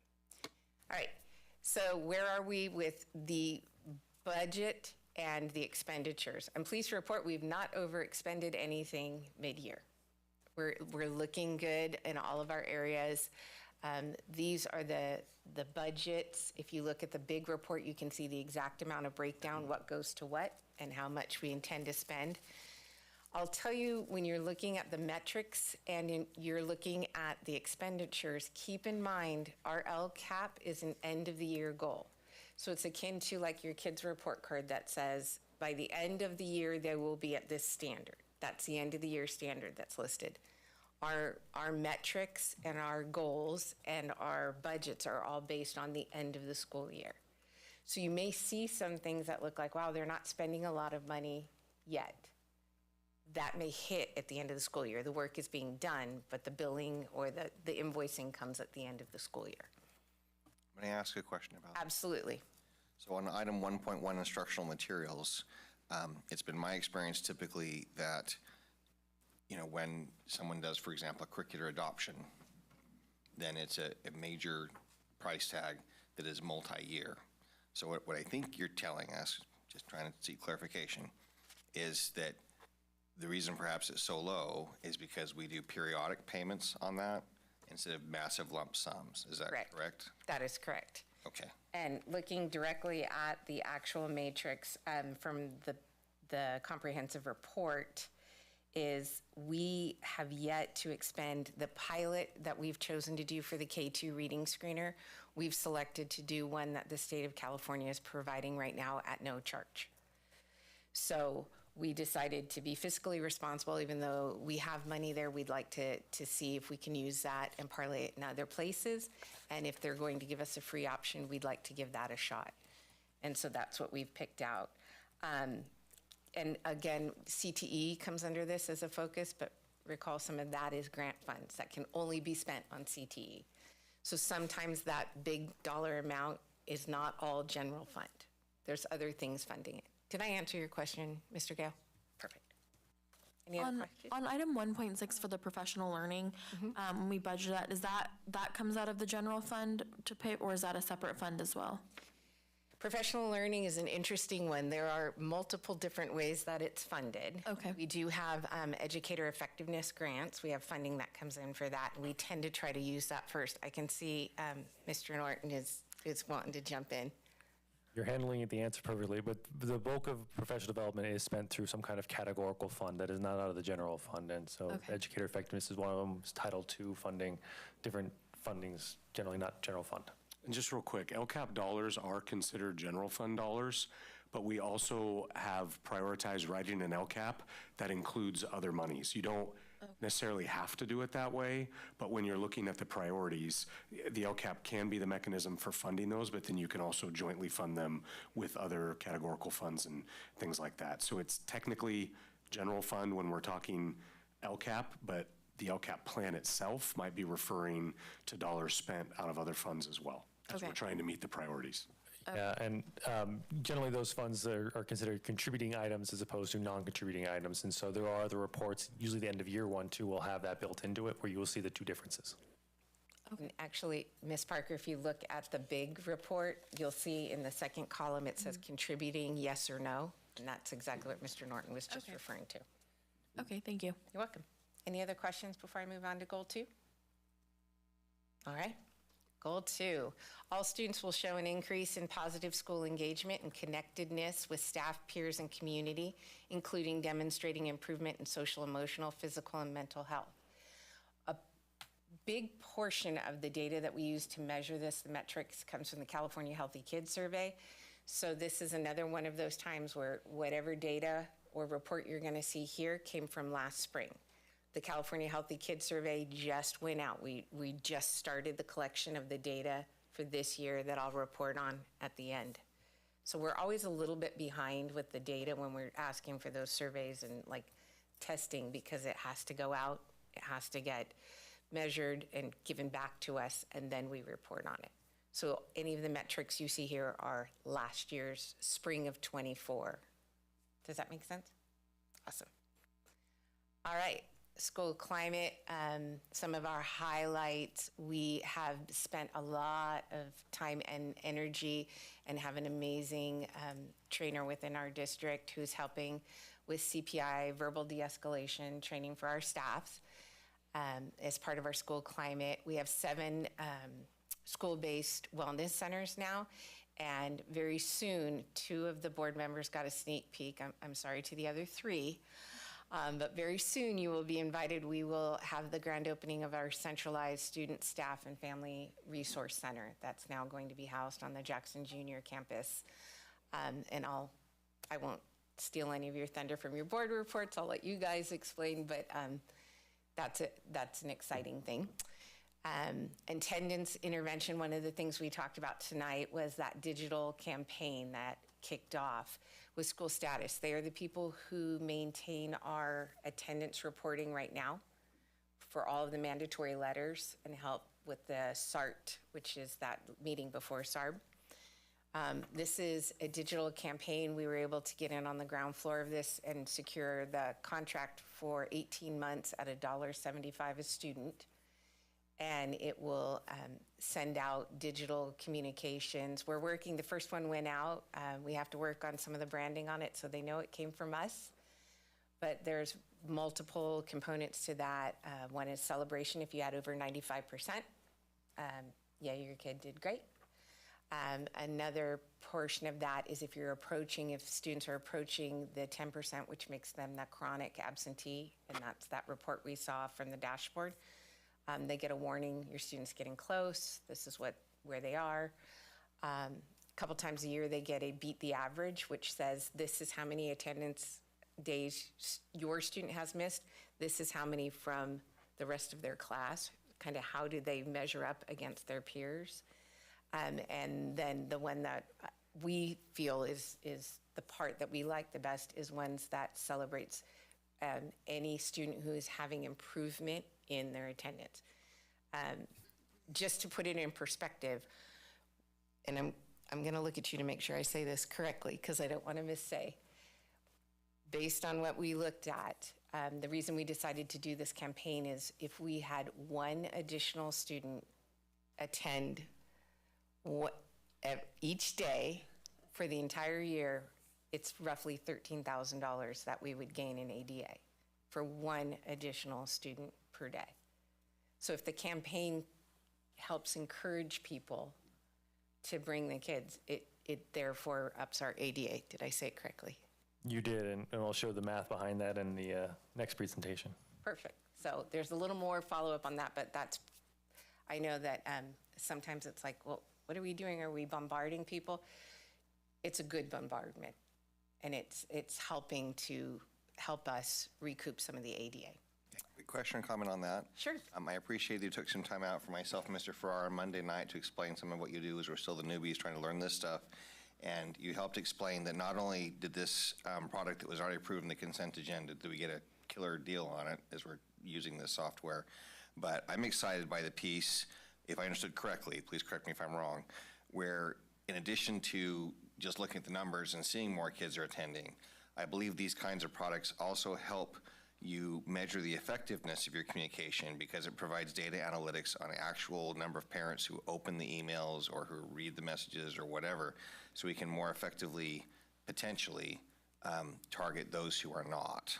That is correct. Is that right? That is correct. School status is with all, they're the attendance people, so when you're calling in and you're getting the automatic phone calls, that's who's running it in the background. So we have all of the data to be able to cross-check. When we sent this out, did it have an effect? Excited to hear the positive feedback on that one. Sorry, just something popped into my head. So we're going to use software to tell us what parents can tell us, why they didn't pick the phone up or why they didn't. No, it just basically shows us the metrics of how many people opened the message, how many sat unopened. It's the same as what we use for Parent Square right now. If we sent out 400 messages, 350 were opened, 3 bounced back with wrong addresses, then we can go in and say, oh, why are people not getting the communication? Okay. Did that explain it? It explains it. I just feel something differently that I'll just keep to myself. I feel that parents are, I'll say it, I feel parents are very vocal about their busy days and their bombardment of 17 different apps and their lack of access through the 17 different apps, and it's just frustrating. I'm one of them. I mean, you could just ask the parents, survey the parents, talk to the parents, not necessarily get a robot to do analytic data, whatever it is. I mean, that's just my opinion. I don't know. Well, one of the cool features about, and if you don't know, I'd be happy to show you. As a site principal, I dealt with this a lot. I got a lot of phone calls of people saying, I didn't know, equal number actually, I didn't know, or I know too much, stop hitting me so much. Through Parent Square, there's a way that you can digest it to only come in at one time of the day. Sure. Right? And so you can tell Parent Square, don't bug me until 8 p.m. at night. That's vital information. Right, unless I could, as a site principal, I could override that. If there was emergency at school, I could override that and say, nope, everyone needs to know right now. But we do have ways of kind of managing that. But I think you point out a great point that as schools, we really struggle with sometimes our communication. Is it too much? Is it not enough? Sure. And that razor edge of over-communicating versus under-communicating. No. I think, I can tell you as a site principal, it was one of the hardest balancing acts I did. Oh, I couldn't do it. But you're not wrong. And there are many people that this is like not a great celebration of attendance. We're just hoping to see, it really focuses in on our K-2 students. So if we can start good habits. Absolutely. I 1,000% agree with good attendance and getting our kids there, because when I was a school-age student, it was, not literally, but it was beat into our heads that, and I use this term during COVID, it was beat in our heads that butts in seats are what was needed. A few years ago, people fought me about it. I agree. Kids should have their butts in their seats. Yep.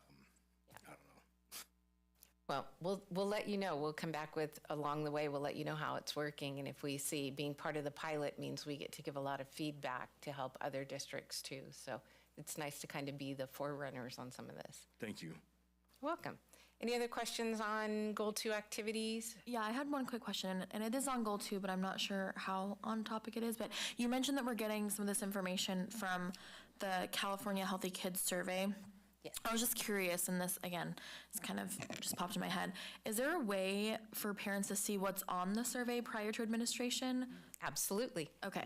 So typically there's a couple of ways. I know for those people who are old school, and that would be me, all of the site administrators have paper copies that a parent can come in and look at all of the questions. I do believe we also have it posted, and don't quote me on this because I'm not going to remember really well, but I know we always have copies available, and a parent can reach out to the Educational Services Department, and my assistant would be happy to help provide parents. There are digital copies that we can send out. Okay. Sample questions. Okay, cool. That was good to know. Thank you. You're welcome. I can't remember if we posted. I'm trying to picture our website right now. Sorry. Are we good on Goal 2? Yeah. All right, let's take it. This one's going to have one of those. You're going to look right at me right now and say 2.5 and 2.6, Mrs. Horn, why are you spending no money?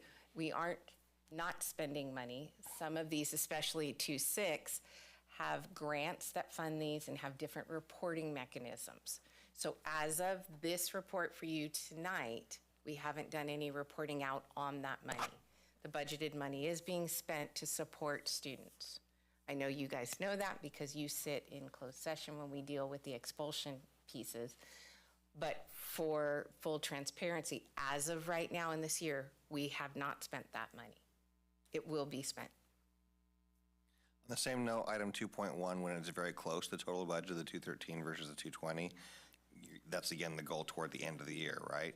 Right. Meaning we shouldn't freak out because there's different timing when the money is spent, and it doesn't mean they're going to spend another 213.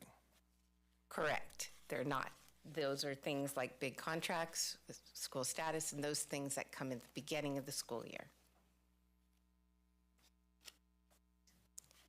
Any other questions on the report or the LCAP mid-year review?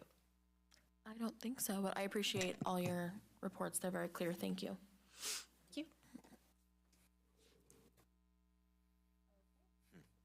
Okay, so we are going to go ahead and move on to discussion item 3, governor's budget proposals for the 25-26 state budget with Mr. Norton. Perfect. Good evening again, board. We'll get the presentation up here. In the meantime, note that this slide deck represents the governor's proposed budget for the 25-26 fiscal year and really how it will impact our district. This slide deck was prepared for school districts to use by the school services to really help to bring it to the board and kind of summarize exactly what the governor's proposal is here. So themes of the governor's budget was put together prior to the LA wildfires, so there is potential things that will change on this just with the sheer fact of once the wildfires now happen. California had noted they plan to divert some funds toward recovery and other services, so I expect that to have an impact, but at this time we don't have it. However, as it stands in this proposal, the governor's budget prioritizes investment in core instruction and learning, emphasizing the importance of protecting every Proposition 98 dollar to ensure high-quality education for our students. The California economy is showing mixed signals currently with continued growth along with persistent inflation and a slowing housing market, which I'm sure we've all heard at one time or another here. The economic uncertainty does pose risks to the governor's budget, which he currently projects to be a $17 billion surplus with healthy reserves. And the governor's budget assumes steady national growth, but factors like the tariffs that we've all been hearing about, as well as changes in immigration policy could disrupt these projections. And with all projections, especially from economists is an expert at, they'll tell you, they'll know tomorrow why the things that they predicted yesterday didn't happen today. So it's basically they don't really know. They're great at telling us why it didn't happen afterwards. So with Proposition 98 is a critical funding mechanism for California schools, and there was some good news to come out of this. The budget plans to fully fund the cost of living adjustment, the COLA, that comes up every time. Provides additional funding for the Learning Recovery Emergency Block Grant, an increase almost doubling the TK add-on, a new discretionary block grant to help with rising costs and targeted funding. And as a note, Proposition 98 funding represents over half the state's annual revenues. All right, so I rushed through some of these because I wanted to try and get to certain topics that are a little bit more important here, or at least more representative here just to know about. So this slide compares the governor's budget revenue projections against the Legislative Analyst Office. But these are the three major really funding categories that fund California. You have the sales and use tax, corporate tax, and really the big one is the personal income tax, or as it's also referred to as the PIT. And with the revenues that come in through the personal income tax, realistically, the top 1% earners make up 50% of those revenues. So it's pretty crazy that much is funded to the state with regard to this. So Proposition 98 and education and the education budget, this presents a visual of the proportion of the state's revenues over the years, along with how much has been Prop 98 funding. So basically Prop 98 funding, which is our school funding here, generally takes roughly about 55% of the annual revenues that come in. The Proposition 98 minimum guarantee, compared to the enacted budget, the governor is proposing to fund right now 117 million, nope, billion, 17.6 billion, there we go, I'll get it right. But there's a little caveat here, because there was unanticipated revenue that did come into the general fund this current year. The minimum guarantee is revised upwards, 3.9 billion, but the governor only proposes to fund it at 117.6. So that's something we'll have to continue to evaluate that could have an impact, not only in the short term, but the long term, because it's based on over the years. So just something to note more than anything else. And then risks to Prop 98. The governor's budget actually does present less risks to the overall Proposition 98 funds, but it really comes down to more of the risk come at the local level. And this is something we talked about a little bit in first interim when we're looking at enrollment figures. As looking at the last 2 years for Amador's enrollment, we've declined by 74 students, which is really 1.8%, which is pretty significant. So just something to be looking at as we continue going forward. And this is just a graph real quick to show you how the LCFF has grown since its inception. It gives you the little orange bar that shows you each year how much it's grown by. And then here we have the LCFF funding factors. And so this is where we kind of get into the calculation of how the LCFF revenues are determined for our school district. I'll kind of go through a little bit of a breakdown of how we calculate each of these here. So it starts with, and let's just say it's a first grade student, for instance, so we're looking at that first column. The 2024-25 base grant per ADA is $10,025. The COLA then that we discussed, the cost of living adjustment, is 2.43%. That's what's in the governor's proposed budget. So that'd be an additional 244 off the prior year's base grant, which puts us at 10,269. Then there's the grade span adjustment. Now you see not all grade spans have that adjustment, the TK to 3, because they figured having the younger kids is going to be a little bit more costly with that. And then at the other end of the spectrum, you see the high schools where you have your science labs and things like that can tend to increase costs there. So again, focusing on that first grader, we go from 10,269 to now an additional 1,068 for the first grader, and it's now 11,337 for the adjusted base grant per ADA. Then you get to tack on a supplemental grant per ADA, and this is based on your unduplicated pupil count. So you basically will add this on. It's basically 20% of the adjusted base grant if the student, or basically per your unduplicated percentage that you have. Our unduplicated percentage is around 40% that came in this year, but it's based on a 3-year average, so we're looking closer to about 43%. For the 25-26 school year. So basically about 43% of our students our ADA would get this. Then in addition, we have the 65% concentration grant. We are not in a position where we will get any of that funding. That is for anything over and above 55% when it comes to unduplicated pupil counts. Ours, again, is a 43%. It is possible that we could someday get there. It would be a major jump at this point, so it won't be anytime soon. Then we have the TK add-on per ADA. So this is purely for TK students. And what we have here actually is an almost doubling from what it was the prior year. And in large part, this is proposed due to a reduction in student to adult ratio. The current metric is 12:1. This proposal would have it down to 10:1. So it would change the classroom sizes, which would then in turn mean additional staffing potentially. So that's the increased cost that it's supposed to absorb. So that's what the basically doubling in this TK add-on. And just to note, we have, at least at our last ADA calculation, we had 113 ADA for TKers. So with the additional amount here, we'd be looking at an additional $375,000 for the doubling of that particular TK add-on. Okay. So any questions on this part or anything I've gone over so far? I know there's a lot. This one, I just wanted to break it down more to really kind of go through how we get to the calculation of our ADA.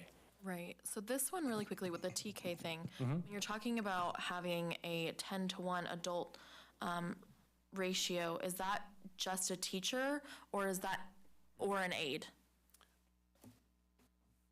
You have to have a certificated teacher authorized to teach transitional kindergarten students, but then an aide can count. Okay. They're not changing the 24 class size average, so the class itself can still be at an average of 24 students in TK. But what that would mean is once you get to your 21st student, you would need a third adult. Right. If you stay at 20 TK students or below, you would only need 2 adults. Okay. All right. You say an aide can count. Is that can count after a You could do 2 teachers. Like, it's not a requirement that it's a teacher and an aide. You could have 2 teachers to meet that metric. But our model is a teacher, and then we have kindergarten aides that we use. So just one little quick question, and not to be doom and gloom, because the numbers are impressive that they're going up. But how often do all these magic numbers per pupil fall off a cliff in May when the May revise happens? I mean, there are changes that do happen. So it could be that, the government, or the economy tanks, and then of course these numbers would follow suit, if you will. But I don't expect them to change overly drastically. We're good. I'm sorry, you don't expect them to change drastically even with your opening comment regarding Southern California? Correct. Okay. The main reason for that, James, is he's not doing a lot outside of Prop 98. And Prop 98 protects education funding. So there's, that's, I don't always consider that a benefit, as we feel that education's underfunded, but in this particular scenario, it's going to be hard to take dollars that were set aside in this proposal for education and use them on wildfire relief. It could hit in certain areas, but that are like considered add-ons, but as far as the base funding goes, that's protected by Prop 98. So it would be somewhere with a one-time or discretionary funding potentially that could come into play. Correct. Okay. So what does this mean for Amador County Unified School District? And so in this slide, the figures that we'd calculated at first interim, we kind of used those as our metric here in terms of the projected ADA. So this is the calculation that Ms. Horn here had presented before with the roughly $13,000 per ADA funding. So this is the one student essentially on average coming for one day for an entire year. You're looking at roughly $13,000 for that student. So the projected total LCFF revenue right now is $49,706,459. Now, just for context, the projected COLA is less than what we had used during first interim, because at that time it was a higher figure that was being estimated. So that difference is the $242,982 I show below. So just to give context on that.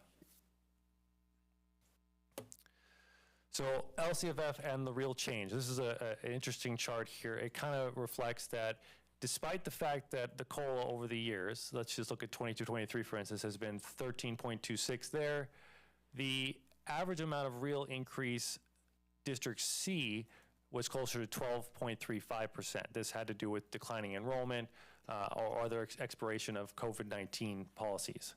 23-24, you saw 8.22 in the COLA, but reality was 6.33 was an actual increase in revenue. This current year is still being evaluated, but at the school services function, they did note that people have been estimating that with the 1.07% increase, the average for schools is expected to potentially be negative. So we would see a reduction overall. Looking at 25-26, the 2.43%, the expectation isn't to be negative, but looking at our instance where we have seen the declining enrollment, if we keep on that trend, of the 2.43%, our revenue would only increase, gosh, I had the figure here. I want to say it was by 0.76%, so it was less than 1% was what our actual increase would be. This slide just really kind of shows the one-time funds that have come in over the last 3 years that have either all been expired at this point or we have spent down. So there was some additional that was proposed toward the Learning Recovery Emergency Block Grant. It wasn't a ton. but it would be a nice little bit. But at this time, just to show the context that over the last few years, there was all this flush, and now it's going away, so it has an impact. And of those one-time funds, the state has, through their research here, come up with, or at least the school services research, that roughly 6% of those one-time funds were used towards salaries. And so this is where districts really will have to look, and we also utilize some of ours toward salaries, toward evaluating those staffing expenditures, either finding new places for them or looking at reductions. So next steps for the 25-26 budget. So this is the school services advice essentially on what should be included in your budget development at this point and what we have too little information on, and there's still a lot of open pieces to really add into there. So what it's suggesting and what you'll see at second interim right now would be only the 2.43% COLA added to it. Some of the additional funding features, the TK add-on, for instance, as well, because it's not been finalized yet, there's a chance that it doesn't happen. The discretionary block grant is a new one that's been proposed. Again, there's very little information on it, so it's not recommended to include that. The literacy and math coaches / literacy screening funding, it's a relatively small percent, but even that is not recommended. And then the ELP threshold, just to give more context on that, currently the funding is based on if you are a rate tier 1, so if your unduplicated pupil is above 75%, you're rated at one level, and then everybody else kind of splits the rest of funding. What the proposal is a 55% threshold, and then if you're below that, everybody splits the funding. So everybody 55 and above is guaranteed X amount, and everybody below is kind of splitting the rest. That would have an impact on us because it opens up more people toward the top end where we're at that 43% I'd mentioned before. So we would be below that threshold still. And so this is great just for an overview of some of the other factors that come into play here. You'll see the COLA figure there on top. You can kind of see how it's progressed and what the projections are for going forward, and how it compares to CPI, so our Consumer Price Index. And so with that, this current year, the Consumer Price Index in California is 2.85%, but the COLA only went up 1.07%. We look at 25-26, again, CPI is beyond what the COLA is. In the out years, it looks a little bit better where it's the swings the other way. But that will have a little bit of impacts where our costs are going up or anticipated to, but our revenues aren't suggesting necessarily to match it. CalSTRS is, at least I like that one a little bit better than the CalPERS piece for the sheer fact that right now it is kind of locked in place. There's actually a law that prevents it from increasing. But it's like what I always hear when I go to these conferences, the law is the law until the law changes. So that could always change, but at this time, that's where that one is. CalPERS has been consistently going up, but I do like that in 28, 29, they're finally projecting to go down. It looks like I got a question. Okay, so sometimes you say these things so quickly, I'm just trying to catch You're good. You mentioned that COLA can seem like, or at least this is how I'm understanding it, the COLA can seem like a good thing, but if we have to, provide that negotiated COLA, whatever, to employees, because everyone wants to, make their money, whatever, but then we have declining enrollment, other factors. Is that what you mean by yeah? And so this is where, but the actual revenue, the costs go up, but revenue goes down. Is that what you're saying, or am I oversimplifying? There's two things there. One, you mentioned where the costs go up and the COLA, doesn't mirror it. So yeah, that's a problem. The other piece you'd mentioned was everybody wants a bit of the COLA, and so really, but the COLA isn't its own thing. So whereas the COLA is 2.43, declining enrollment, our increase is at 2.43. So those are two different things. Our revenue top line, so even the 2.43 isn't what we see an increased, or at least not what we're anticipating to see. If it's 0.7%, it looks even worse than what's currently up there. So there are two factors that play in that, but yeah, neither one of those are positive in that sense.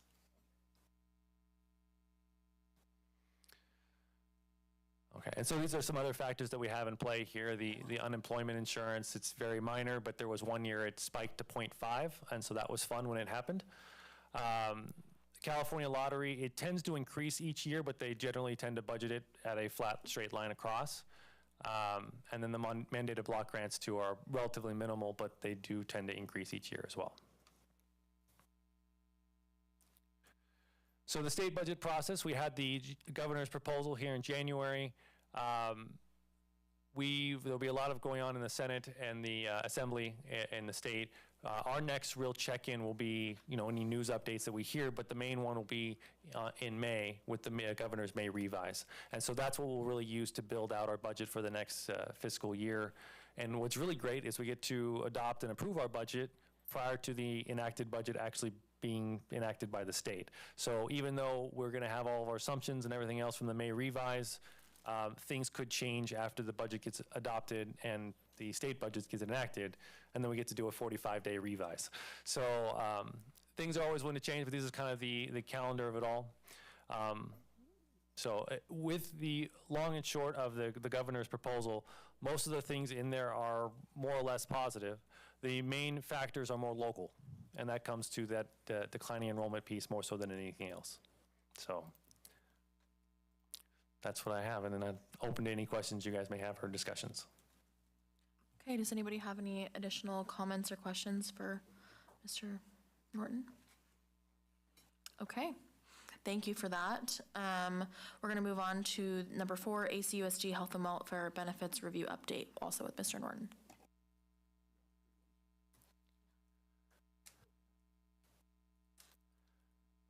Okay, so this one should be relatively quick, but what I want to do is, because health insurance was such a big topic with regards to our first interim and how that's been going, I just wanted to provide a brief update here to the board. So as we had discussed back at first interim, as of October 1, 2023, the district and the county switched health insurance companies basically from CVT to Newfront, which turned us into basically a self-insurance model. The benefits at the time were because it allowed for opt-outs, encouraged recruitment and retention to try and encourage more folks, give us greater flexibility in terms of our plan designs, options that we wanted to have, and a potential to reinvest any savings that we had and potentially could lower the plan rates from there. The problem, the negatives that went along with it was there was greater exposure to medical expenses. Medical expenses have not gone down. It also exposed the district to claims liabilities. When we were with CVT, we were a part of a pool. So that pool, kind of everybody felt it, but we felt it in the rates each year so we could budget for it, plan accordingly, et cetera. So we came to the end of the fiscal year last year, and claims exceeded premiums. And it ended up where the district had a liability of over $1 million in excess claims alone. So at that time, we really began the search for alternatives, because if that's a possible risk, that's just not something we can sustain. So the goal at the time was to switch by July 1st of 25. Part of the reason I want to bring this to the board here tonight is really with the second bullet point, the review of current agreements. We've been working with some experts really when it comes to these health insurance agreements. And because of the way our stop loss works, if we leave at 7/1/25, it doesn't finish out our plan year or our stop loss plan year. And what that does is then at that point. Can you explain stop loss? Sure. So essentially what we're paying into every single month is protection. And what it is if claims get to a certain amount, you don't have to pay anymore. Yeah, it's basically it covers your liability, keeps you whole. What this would do is if we left early, it would eliminate that coverage. And so anything beyond that limit would be a dramatic spike. The additional cost that I see of extending it would be right now only $200,000, but if we didn't extend it, it could be upwards of over $2 million. So that just doesn't make any sense. Yeah, and technically the exposure is infinite because it just depends on how many claims come into that non-protected zone. So anyway, back to where we were here. After the first interim review, we saw that we had budgeted for 1.6 million essentially in excess claims for this year, and so we continue to review these claims as they come in through second interim. As we've been reviewing them so far, it still looks like that might be about right. It might be a little higher than that, but we'll have more information as we continue to review where we're trending. So what we've done is we looked at other alternatives. We've spoken with 7 different vendors, and all are proposing a pooled model. We are not looking at anything self-insured. We are absolutely avoiding that going forward. And what we're also looking at is the pool size. And so we want to be protected not only just because we did talk to a few of the smaller pools in this mix, and we ruled them out because they also saw almost 13% increase this last year, when we alone were complaining about a 15% increase to our employees. So we didn't want to pursue something where there could be that kind of exposure. Larger pools saw anywhere 5, 6. I think the largest I heard was a 9%. So those are still at least a little bit better than what we were seeing. So we've been involving district and county engagements. We've been bringing in the union presidents, but along with that, union members. We even brought in some retirees to kind of help have the conversation, just for the sheer fact that this is going to affect everybody. We have some few other retirees that are involved that have their own plans that they like, and they've had a lot of transition lately.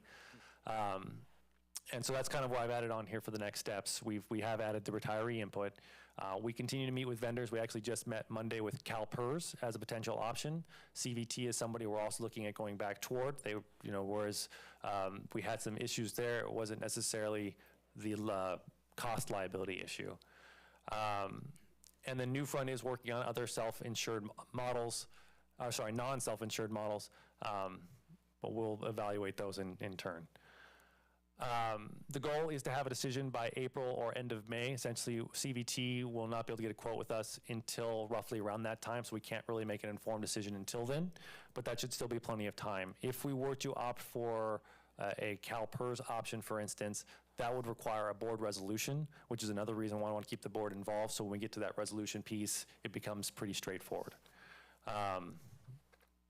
And so, yeah, so that's where I plan here to keep board updates as we go forward. So that's what I have with regards to health insurance, and please feel free. I want to thank Robert. This has been a mountain of work for him to deal with in trying to remedy this problem, and he's definitely become our in-house health insurance expert. I don't think he realized he signed up for that, but he's, I hope the health insurance company doesn't recruit him, because I think he could do good work for them at this point with all the work he's done for us on this. So thank you, Robert. Yeah, this seems interesting. I feel like this frustrates me just a little bit, and this is not directed at you, Mr. Norton. But I just question, when we had this conversation last year and we were talking about switching from CVT to Newfront, when these proposals were coming to us, this whole, hey, we're going to have $1 million in excess claims was never, ever, ever brought to the table. No. Was that ever even a twinkle in your guys' eyes when they were presenting this to us, or any of those things? I'm going to assume no, but I just, not. Okay, because this is super crazy when it was presented as, this is going to be just like you had, only people get to opt out and the rates are better.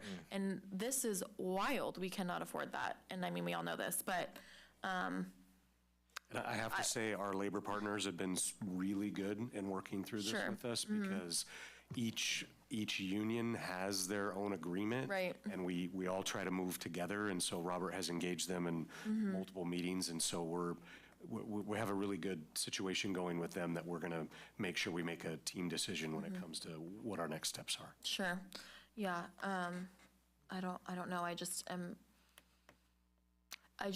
have a hard time understanding how something that large got left out of that conversation. If that was the Newfront people just trying to get one over, or if it was the fact that we were really looking for it and needed we had that super tight deadline, if I recall, those kind of things. So I'm not sure, but hopefully you're saying that by pushing it back to the October date, we're actually probably going to save money. Is that what It lessens our liability. And actually, we would still have to pay for premium expenses as a part of the stop loss. So we have that guaranteed, which would be an extra $1 million, because we would still be paying premiums for wherever we switch to. So it would, yes, it doesn't make any sense to stay at or cut it at 7-1. Okay. One more little question on that. Sure. If part of the intent or the motivation behind trying out this different model was to offer the opt-out, is it likely, is it part of the negotiations, that we're going to have to rescind and no longer offer opt-out just to make the math work? So there are two answers to that. The one is, there is one option that we could go with where it wouldn't change the model. Well, not the self-insured model, but it wouldn't change the opt-out part. With CVT, it's still an open discussion of exactly what would happen.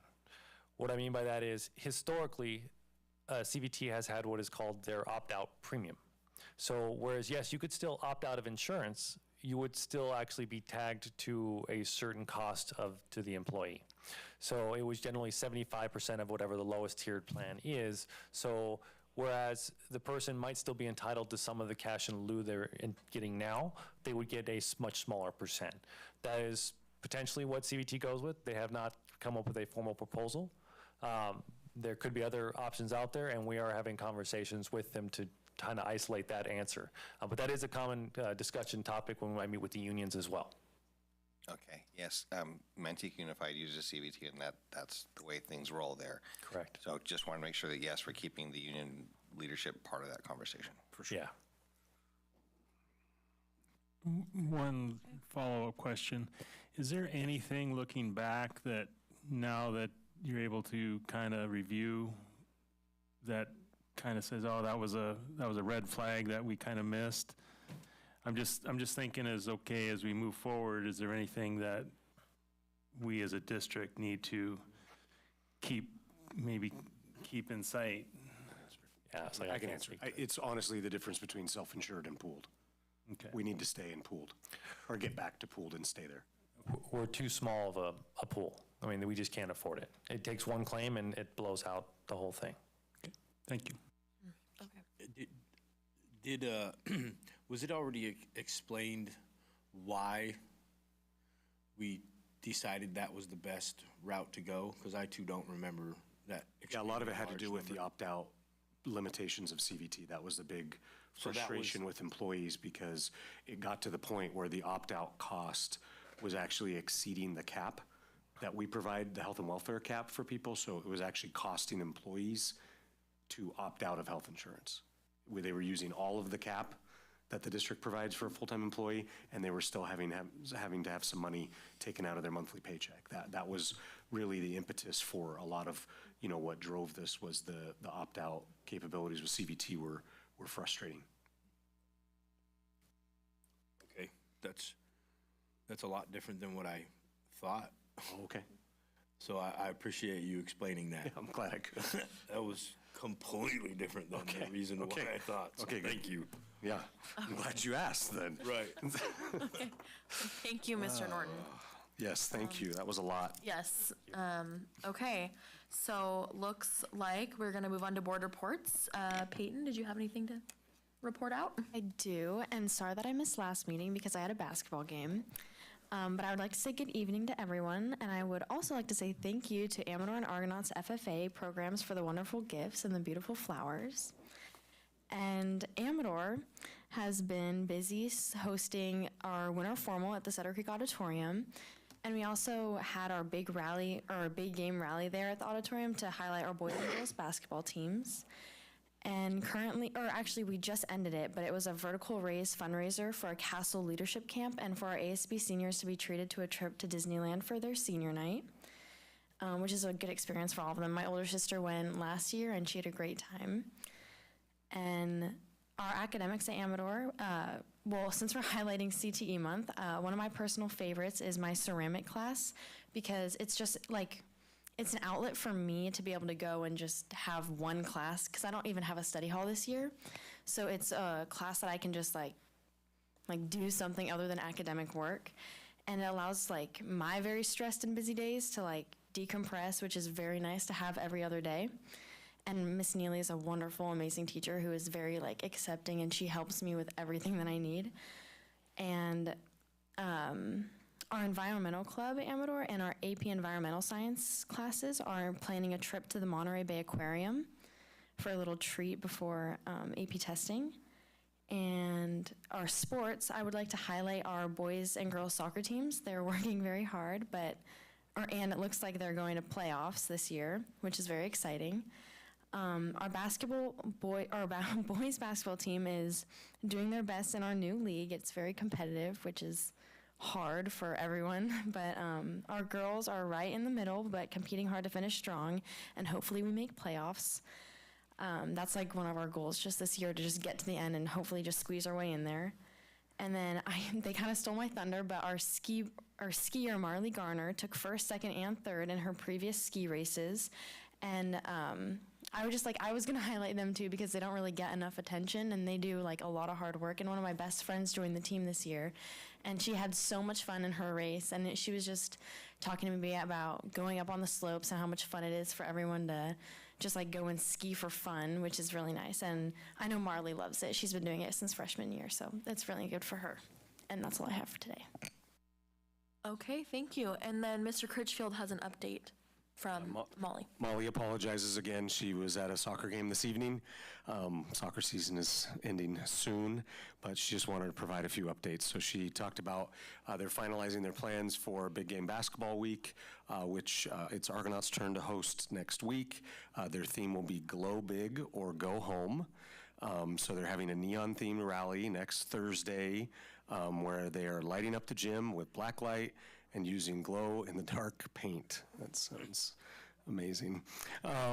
Also, next week, she said, we are having our annual winter homecoming, and their theme this year is Love is in the Air, because the dance falls on Valentine's Day. So they are having a Valentine's Day dance, and as also part of Valentine's Day every year, ASB decorates the campus with hearts on teachers' doors and little messages on lockers. And then they wrapped up an on-campus badminton tournament, which has been going on for the past few weeks, and I've been told by my own children it was pretty intense. And so lastly, with winter sports update, our competitive cheer team is headed to Florida, I believe she said on Friday. Is that right? Yeah, they're heading Friday out for their national competition, which is just amazing that they're able to do that and head to Florida. And then as far as spring sports go, right now, the boys and girls basketball teams and girls soccer team are on track to make the playoffs. So we'll know more by the end of next week. So anyway, thank you, Molly, and we look forward to seeing her soon. Hey, awesome. Mr. Gale, any report? Yes, I am grateful, not that it's something I think we're going to have to wait very long for, but I am grateful that I was invited Monday night, just a couple days ago, to see the extremely impressive, see if I get this right, Student, Staff, and Family Resource Center. The amazing artistic person who puts it together commented that she could live there, and amen to that. It's nicer than my classroom by far, and certainly the fact that it has couches and she used a term that I wrote down somewhere having to do with the literal scientific study of making it a welcoming environment. I still need to learn more about that. So I think it was biophilic. Yeah, okay, there you go. Biophilic, yeah. Which I know nothing about, I just remember the word. I'm not a science guy, but that's one on my to-do list to research, because that's something else. And so I deeply appreciated that, and just again wish to express my gratitude at how welcomed I feel. This was amazing tonight. I mean, our team FFA and whatnot, and by cabinet, by board, by the our existing board members, Superintendent Critchfield, et cetera. Even the great little side conversations I'm having right here a little bit. So grateful for that. I know it may seem like our recent big game basketball that I was invited to, got to attend, maybe wasn't very biophilic at the very end, but I am deeply grateful that I was there. I'm grateful that I was invited. I think that that's something that I have, as a community member, neglected a little bit, making sure I get out to some of these games. And yeah, maybe we're living up to our mascot just a little bit, like the Mustang or the Buffalo. We're a little high-spirited, a little hard-charging, and maybe things got a little bit out of hand. But I truly admire, it was fun watching you that night. It was amazing watching the, I don't know, I haven't put it together yet, but I was filming the end of that girls' game as it was getting so close. And like, oh my gosh, so close to the end. It was just amazing. So I think, yes, we're small, but we're mighty, and it's pretty awesome to be here, a part of Amador County. I'm also deeply thrilled, grateful that I get to take a couple of days off this month to go visit some of our schools. Haven't done it yet, but I'm grateful that we're scheduling that time so can have a chance to, understand things better and get to meet people and celebrate the good we see. So thank you. All right. Mr. Farrar? So like Peter mentioned, he's going to have a chance to go visit a couple of school sites. I've been lucky enough that this week I've been to 3 different campuses, Shenandoah, Plymouth, and this morning Ione Elementary. And I just have to say, I know sometimes people are a little negative about the district, but you can't find a better group of people, the principals, the teachers, the students that I saw in the last 3 days. Every classroom I went into, the students were engaged. There was no what I would call chaos in the classroom. The teachers were engaged, and it really made my decision to be on the school board all that much more, because I can see how much our staff and everybody is dedicated to the betterment of our children in the county. I also had a chance, I'm going to call it the Resource Center, because I can't remember everything else, but that was one of the calmest rooms that I've ever been in. When you walked in, you just started to feel calm, and the fact that, there's some desks for kids to study at, there's couches to relax, there's, clothing that families can go into and get if they need, is all arranged by, coats and shirts and everything else. It's just really amazing what some of the things the county's doing that I don't think we get any recognition for. So I want to applaud you guys for doing that. So thank you. Thank you. Mr. Crow? Yes, first off, I'd like to thank everyone for these wonderful gifts we received tonight, and the flowers. Those will be well received at home. And I want to wish good luck to all our sports teams. And I really think one of the good things of being on the board is seeing the diversity of all the different events and all the different activities that our students are doing. I think that makes everyone realize that, yeah, everyone has different things that they can bring to the community, and I just think that I hope it just keeps going forward like that. Also would like to personally thank Mr. Cruz and his crew for their work on fixing the problem with the sewer line. And I know being called out on a job and trying to come up with a fix when you really have nothing to go off of can be difficult. So again, I want to thank them again for all their hard work. That's all I got. Thank you. Mr. Marzano? Today, I had the opportunity to attend a boardwalk at Amador High School, and 7 years I've been on that campus. As a board member, 7 years I've been on that campus once. This is my second time. I really appreciate that superintendent cabinet are pushing these boardwalks out, because me personally, I feel that doing it what it is up here, setting policy, moving parts, so to speak, and being able to see it implemented at the site level is extremely important. That's not my phone. Is extremely important for us. Well, for me, is extremely important for me to see. And conversations with the vice principal and the principal today on that boardwalk, like they even asked, like, what do you guys do? What do you look for? What do you? And I told them just that. I was like, I want to see things that we've put in motion, things that we've voted on, stuff like that. So I appreciate that every time I'm able to visit a campus very much.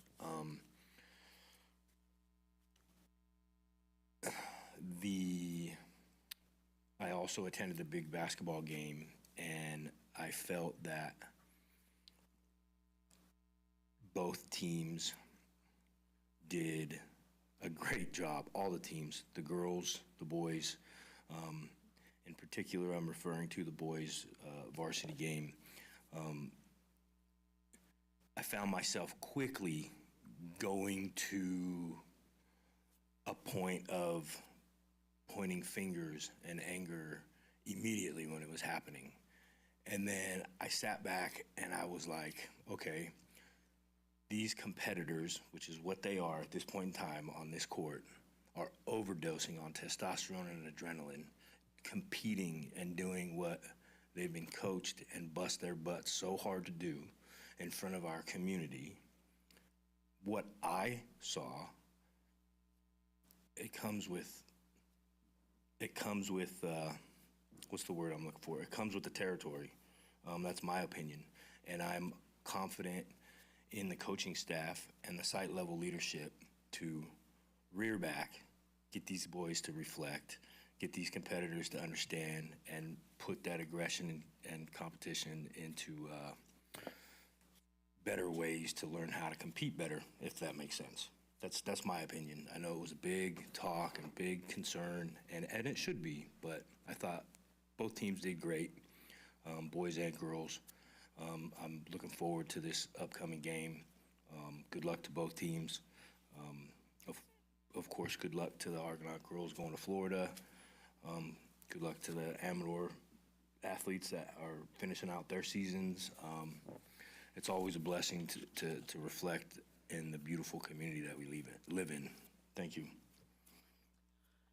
Thank you. I also wanted to give a shout out. The CTE programs that put all this stuff together was great. I am a huge proponent of CTE. When you walk through the schools and see the programs that they're putting on and all these things, those classes are just as important as any college prep or AP class that you're going to walk into.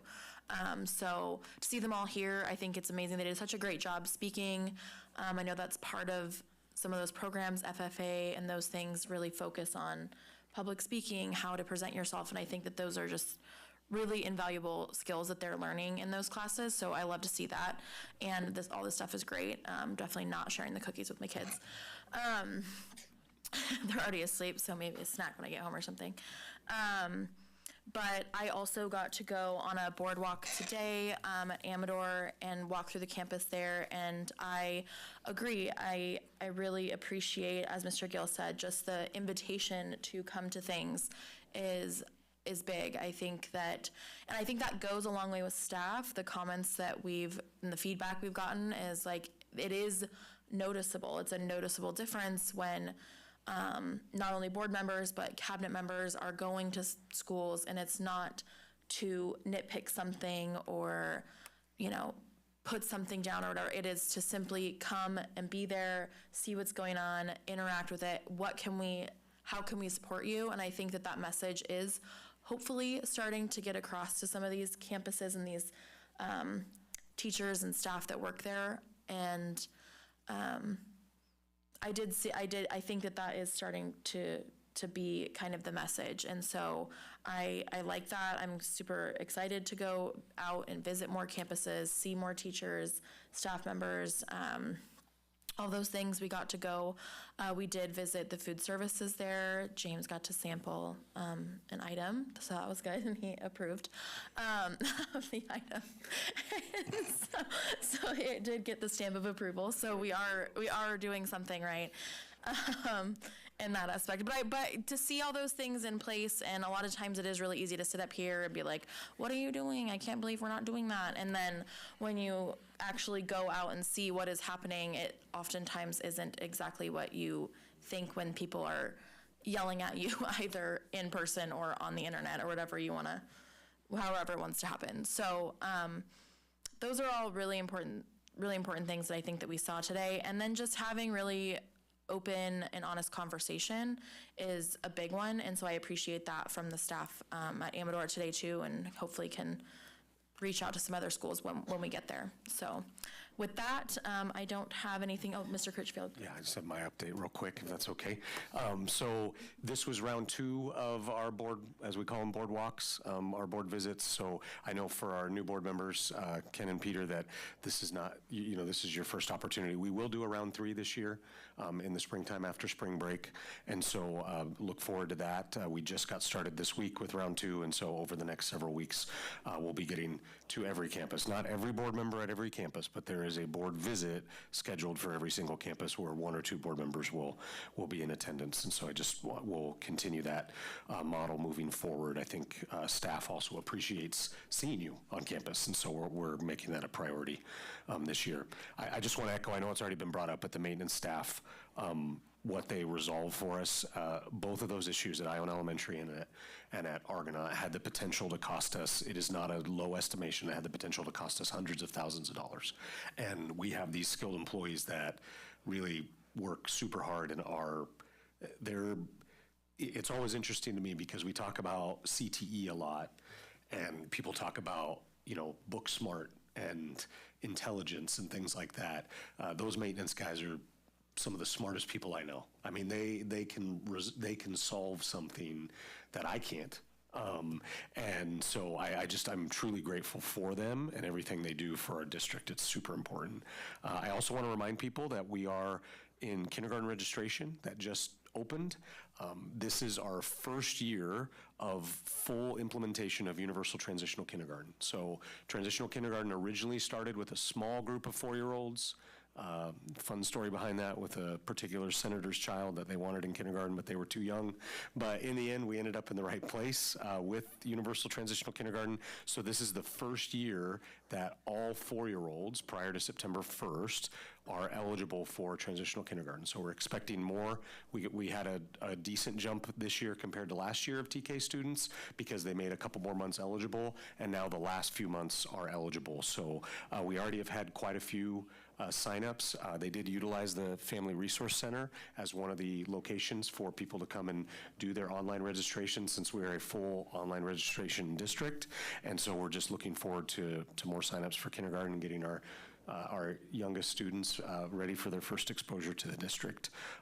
Also kind of going back to the board visits, we will be working with the principals on a schedule for spring events. There's a lot of different events that go on at the springtime at our campuses, and so I'll make sure to get you that information. So if you want to attend some of their different festivals or awards nights and things like that, I'll make sure you have that information.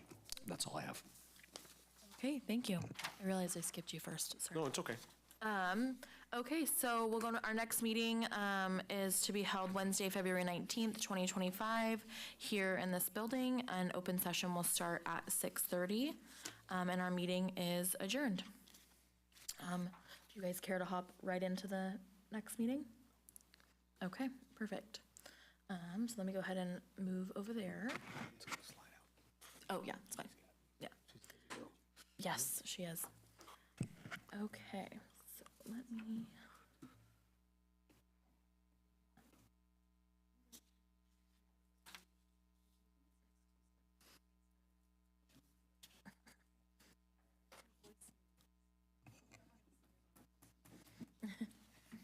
Okay. Thank you, Peyton. You too. See you later. Drive safe. Good job. Okay, we are going to go ahead and call to order the county meeting. All board members are in attendance.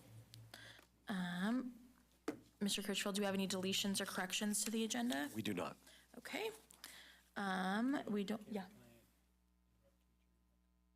Oh, yeah.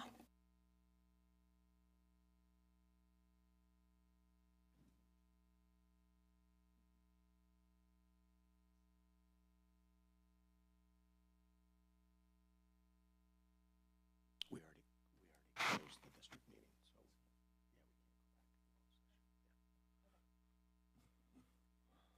go back. Okay, so we do not have any presentations or recognitions.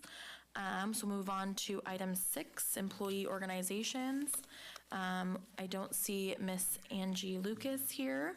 And then is Miss Matheson here? I don't see her either. Okay, so we'll move on to public comments on non-agenda items. I don't have any comment cards. Is there anybody that would like to make a comment that did not leave a card? No? Okay, so we will go ahead and move on to the consent agenda. Were there any questions or comments on the consent agenda? Yes. Okay. Yes. On item 3-A, the Local Child Care Planning Council annual membership, this is an item that I did not fully understand, and so I reached out for clarification to Superintendent Critchfield, and he answered my question and whatnot, and that was very helpful to me. I guess I am just really impressed at reading that information at how passionate some of these people are and how dearly they want to serve and meet the needs of these young children, whether they are the brand new TK 4-year-olds, whatever. But here we have people who we've already met our statutory legal obligation of how many people participate, and yet there's others saying, yes, me, I want to jump in and I want to help. And if I understand correctly, Mr. Critchfield, these people are not compensated for their time. That's correct. So that's just impressive. Truly impressive. Yes, it is. Does anybody else want to leave a comment or question? Mr. Waltz here? Okay. So then we will go ahead. We need to approve the consent agenda. Yes. Okay. If we can get a motion for the consent agenda. I will move to approve the consent agenda. Second. Okay. Mr. Gill? Yes. Mr. Farrar? Yes. Mr. Crow? Yes. Mr. Marzano? Aye. And I am also a yes. So move on to item number 9, communications. We do not have any. Then we'll move on to our discussion action items. Number 1 is the MOU with ACOE and Interfaith Food Bank. And then Mrs. Horn, because I don't see Miss Avila here. Thank you. So this MOU just comes to you as part of that family, community, staff, student. We'll just call it the Resource Center. It's easier than the entire name, which has multiple places. This is an MOU with the food bank to help provide grab-and-go snacks, healthy food options, and support for our students who sometimes the only meals they get are the meals we provide. So this would allow us to be able to help meet that need through our Resource Center. Okay. Does anybody have any questions or comments? I have a question. Go ahead. Oh, no. Are we going in order? Sure. Mr. Gill? Okay, if Yeah, you're sure. go for it. One of the things I failed to mention about the previous Resource Center comment is, was deeply impressed, and not just because I think this person is the greatest person on planet Earth, literally, but was very impressed that our coordinator just particularly mentioned Monty Gale and the Adult Transition Program and how they have partnered and collaborated in order to have those adult transition students help wash the clothes and sort the clothes, whatever it is they're doing, to help not only provide meaningful practice of those life skills for those students, but also serving a valid need and helping keep down costs, et cetera, and help expedite, procedures and all of that. And so I guess related to this, I'm just hoping that, because I believe, I've heard it from a good source, that we already have some adult transition students who do some work with the food bank, and perhaps this is an opportunity to continue to expand or ongoing partnerships with some of those workability students or adult transition students or any other of our programs that might help facilitate that and increase their life skill opportunity. Okay, awesome. Really quickly, we are about to hit our 4-hour mark, so we do need to extend the time. Would anybody be interested in making a motion to extend it by probably 10 minutes? So moved.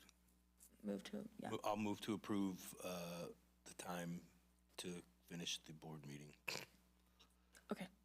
A second? Okay, Mr. Gill? Yes. Mr. Farrar? Yes. Mr. Crow? Yes. Mr. Marzano? Aye. And I'm also a yes. Okay, we can keep going. Mr. Farrar, did you have any questions or comments on this item? I do not. Mr. Crow? Only that I think it's a wonderful way to help the community. Okay, Mr. Marzano? In this first paragraph, is this similar or same as the campus's resource centers? I'm looking over here. I'm sorry. It's okay. You can look wherever you want. I'm gonna look up here.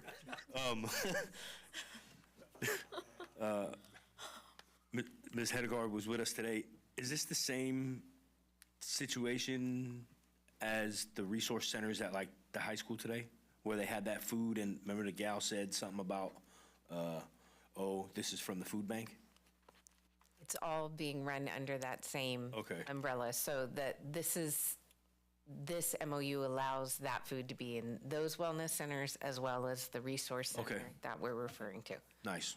Okay. Thank you. Perfect. Okay. So looks like we need a motion to approve this. Okay. So if we could just get a motion for this item? I have one more question, I'm sorry. Okay, go for it. I'm sorry. So seeing it already being implemented, it's already in place? Yeah? No? There are What exactly? pieces of it in place. So there's another component to this that we aren't currently doing, and that's Okay. that piece of providing the food insecurity, regular food distribution to identified students. In a former place where I was, we used to call them Little Help backpacks. And it was backpacks of snacks and other non-perishables that could be sent home on weekends with students. So that they had food through the weekends or before long school breaks. That component is the new addition to this piece. Okay. So this first paragraph is already being implemented in our current resource centers at campus sites. Correct. The second part is going to be the new implementation of this MOU. Correct. So I think the important part is the part that says reliable and efficient distribution systems. Right now, it's kind of grab and go as need be. Sure, yep. This is more, we know the need, we're providing it on a reliable, it's a source that students can count on. Okay. Thank you. Welcome. Okay. And then, so we were just looking for a motion for this item. A motion to approve item 10.1, the MOU between ACOE and the Interfaith Food Bank. Second. Okay. Mr. Gill? Yes. Mr. Farrar? Yes. Mr. Crow? Yes. Mr. Marzano? Aye. And I'm also a yes. Okay, so then we will move into the public hearing for the extended school year. Do you want me to read this, Ms. Hedegaard? Or All of my colleagues had so many cough drops. I appreciate that. Yes. I can read it now. it's okay, I can read it. Okay. All right. Okay. I too Thank have one you, if you though. need one. It was quite amazing. I still have a stockpiling. Okay. So, I'll read it. okay. Okay, so California Code of Regulations, Title 5, Section 3043D requires an extended school year program to be provided for a minimum of 20 instructional days, including holidays, for special education students who qualify with mild to moderate or extensive support needs. For the last few years, at the encouragement of staff that service the Amador County Office of Education ESY program, ACOE has requested and received a waiver from the California Department of Education to host the ESY program on a modified schedule. The schedule has been adjusted from 20 days to 15 days, but included aligned hours of in-person instruction. Operating under this model provides for the equivalent number of instructional minutes for students while maximizing attendance and staffing options. The CDE waiver process requires that ACOE hold a public hearing on the matter to ensure that an adequate opportunity has been presented to the greater community to provide feedback on the matter. So I will go ahead and open the public meeting. Are there any comments for our public meeting? Public hearing. No comments? We'll go ahead and close the public hearing. And we had a successful public hearing. Thank you. Okay. And then we just have information only. Do we have any additional reports from Mr. Critchfield or board members? Yeah, I just have one quick one. So this is county specific, which is why I did not bring it up in our last meeting. 3 times a year, county superintendents across the state get together for in-person meetings. And so our second meeting of the year happened this last week. And I just want to report that the California County Superintendents Organization has done a lot of work over the last several years in recognizing rural counties, small counties, and single district counties. I know from past experience of our prior county superintendents, they had expressed to me that a lot of times those meetings weren't very worthwhile. They've done a lot to change that. So for example, one of the afternoons, they facilitated the 6 county superintendents that were in singles that were in attendance, facilitated a meeting with their legislative action team on, what do we need as single district counties different than others. And so I just, it's been very worthwhile. There are county superintendents who have been county superintendents for decades that attend these, so they have a lot of experience, and great to just pick their brains and learn from them. They also organized us together by area under which certain state legislatures have jurisdiction over us, and we organize ourselves to come together for Legislative Action Day on March 3rd and 4th. And so I'll be attending the Capitol with some of our county superintendents for Legislative Action Day to work with our state legislatures on the priorities we need. And some of the things will be focused on our facilities funding, rural school districts, and also providing more adequate special education funding. So those are some of the things we'll be advocating for. Awesome, thank you. Does anybody else have any additional reports? Okay, with that, our next ACOE regular meeting is also Wednesday, February 19th, 2025, here at this building, immediately following the district meeting. And with that, we are adjourned.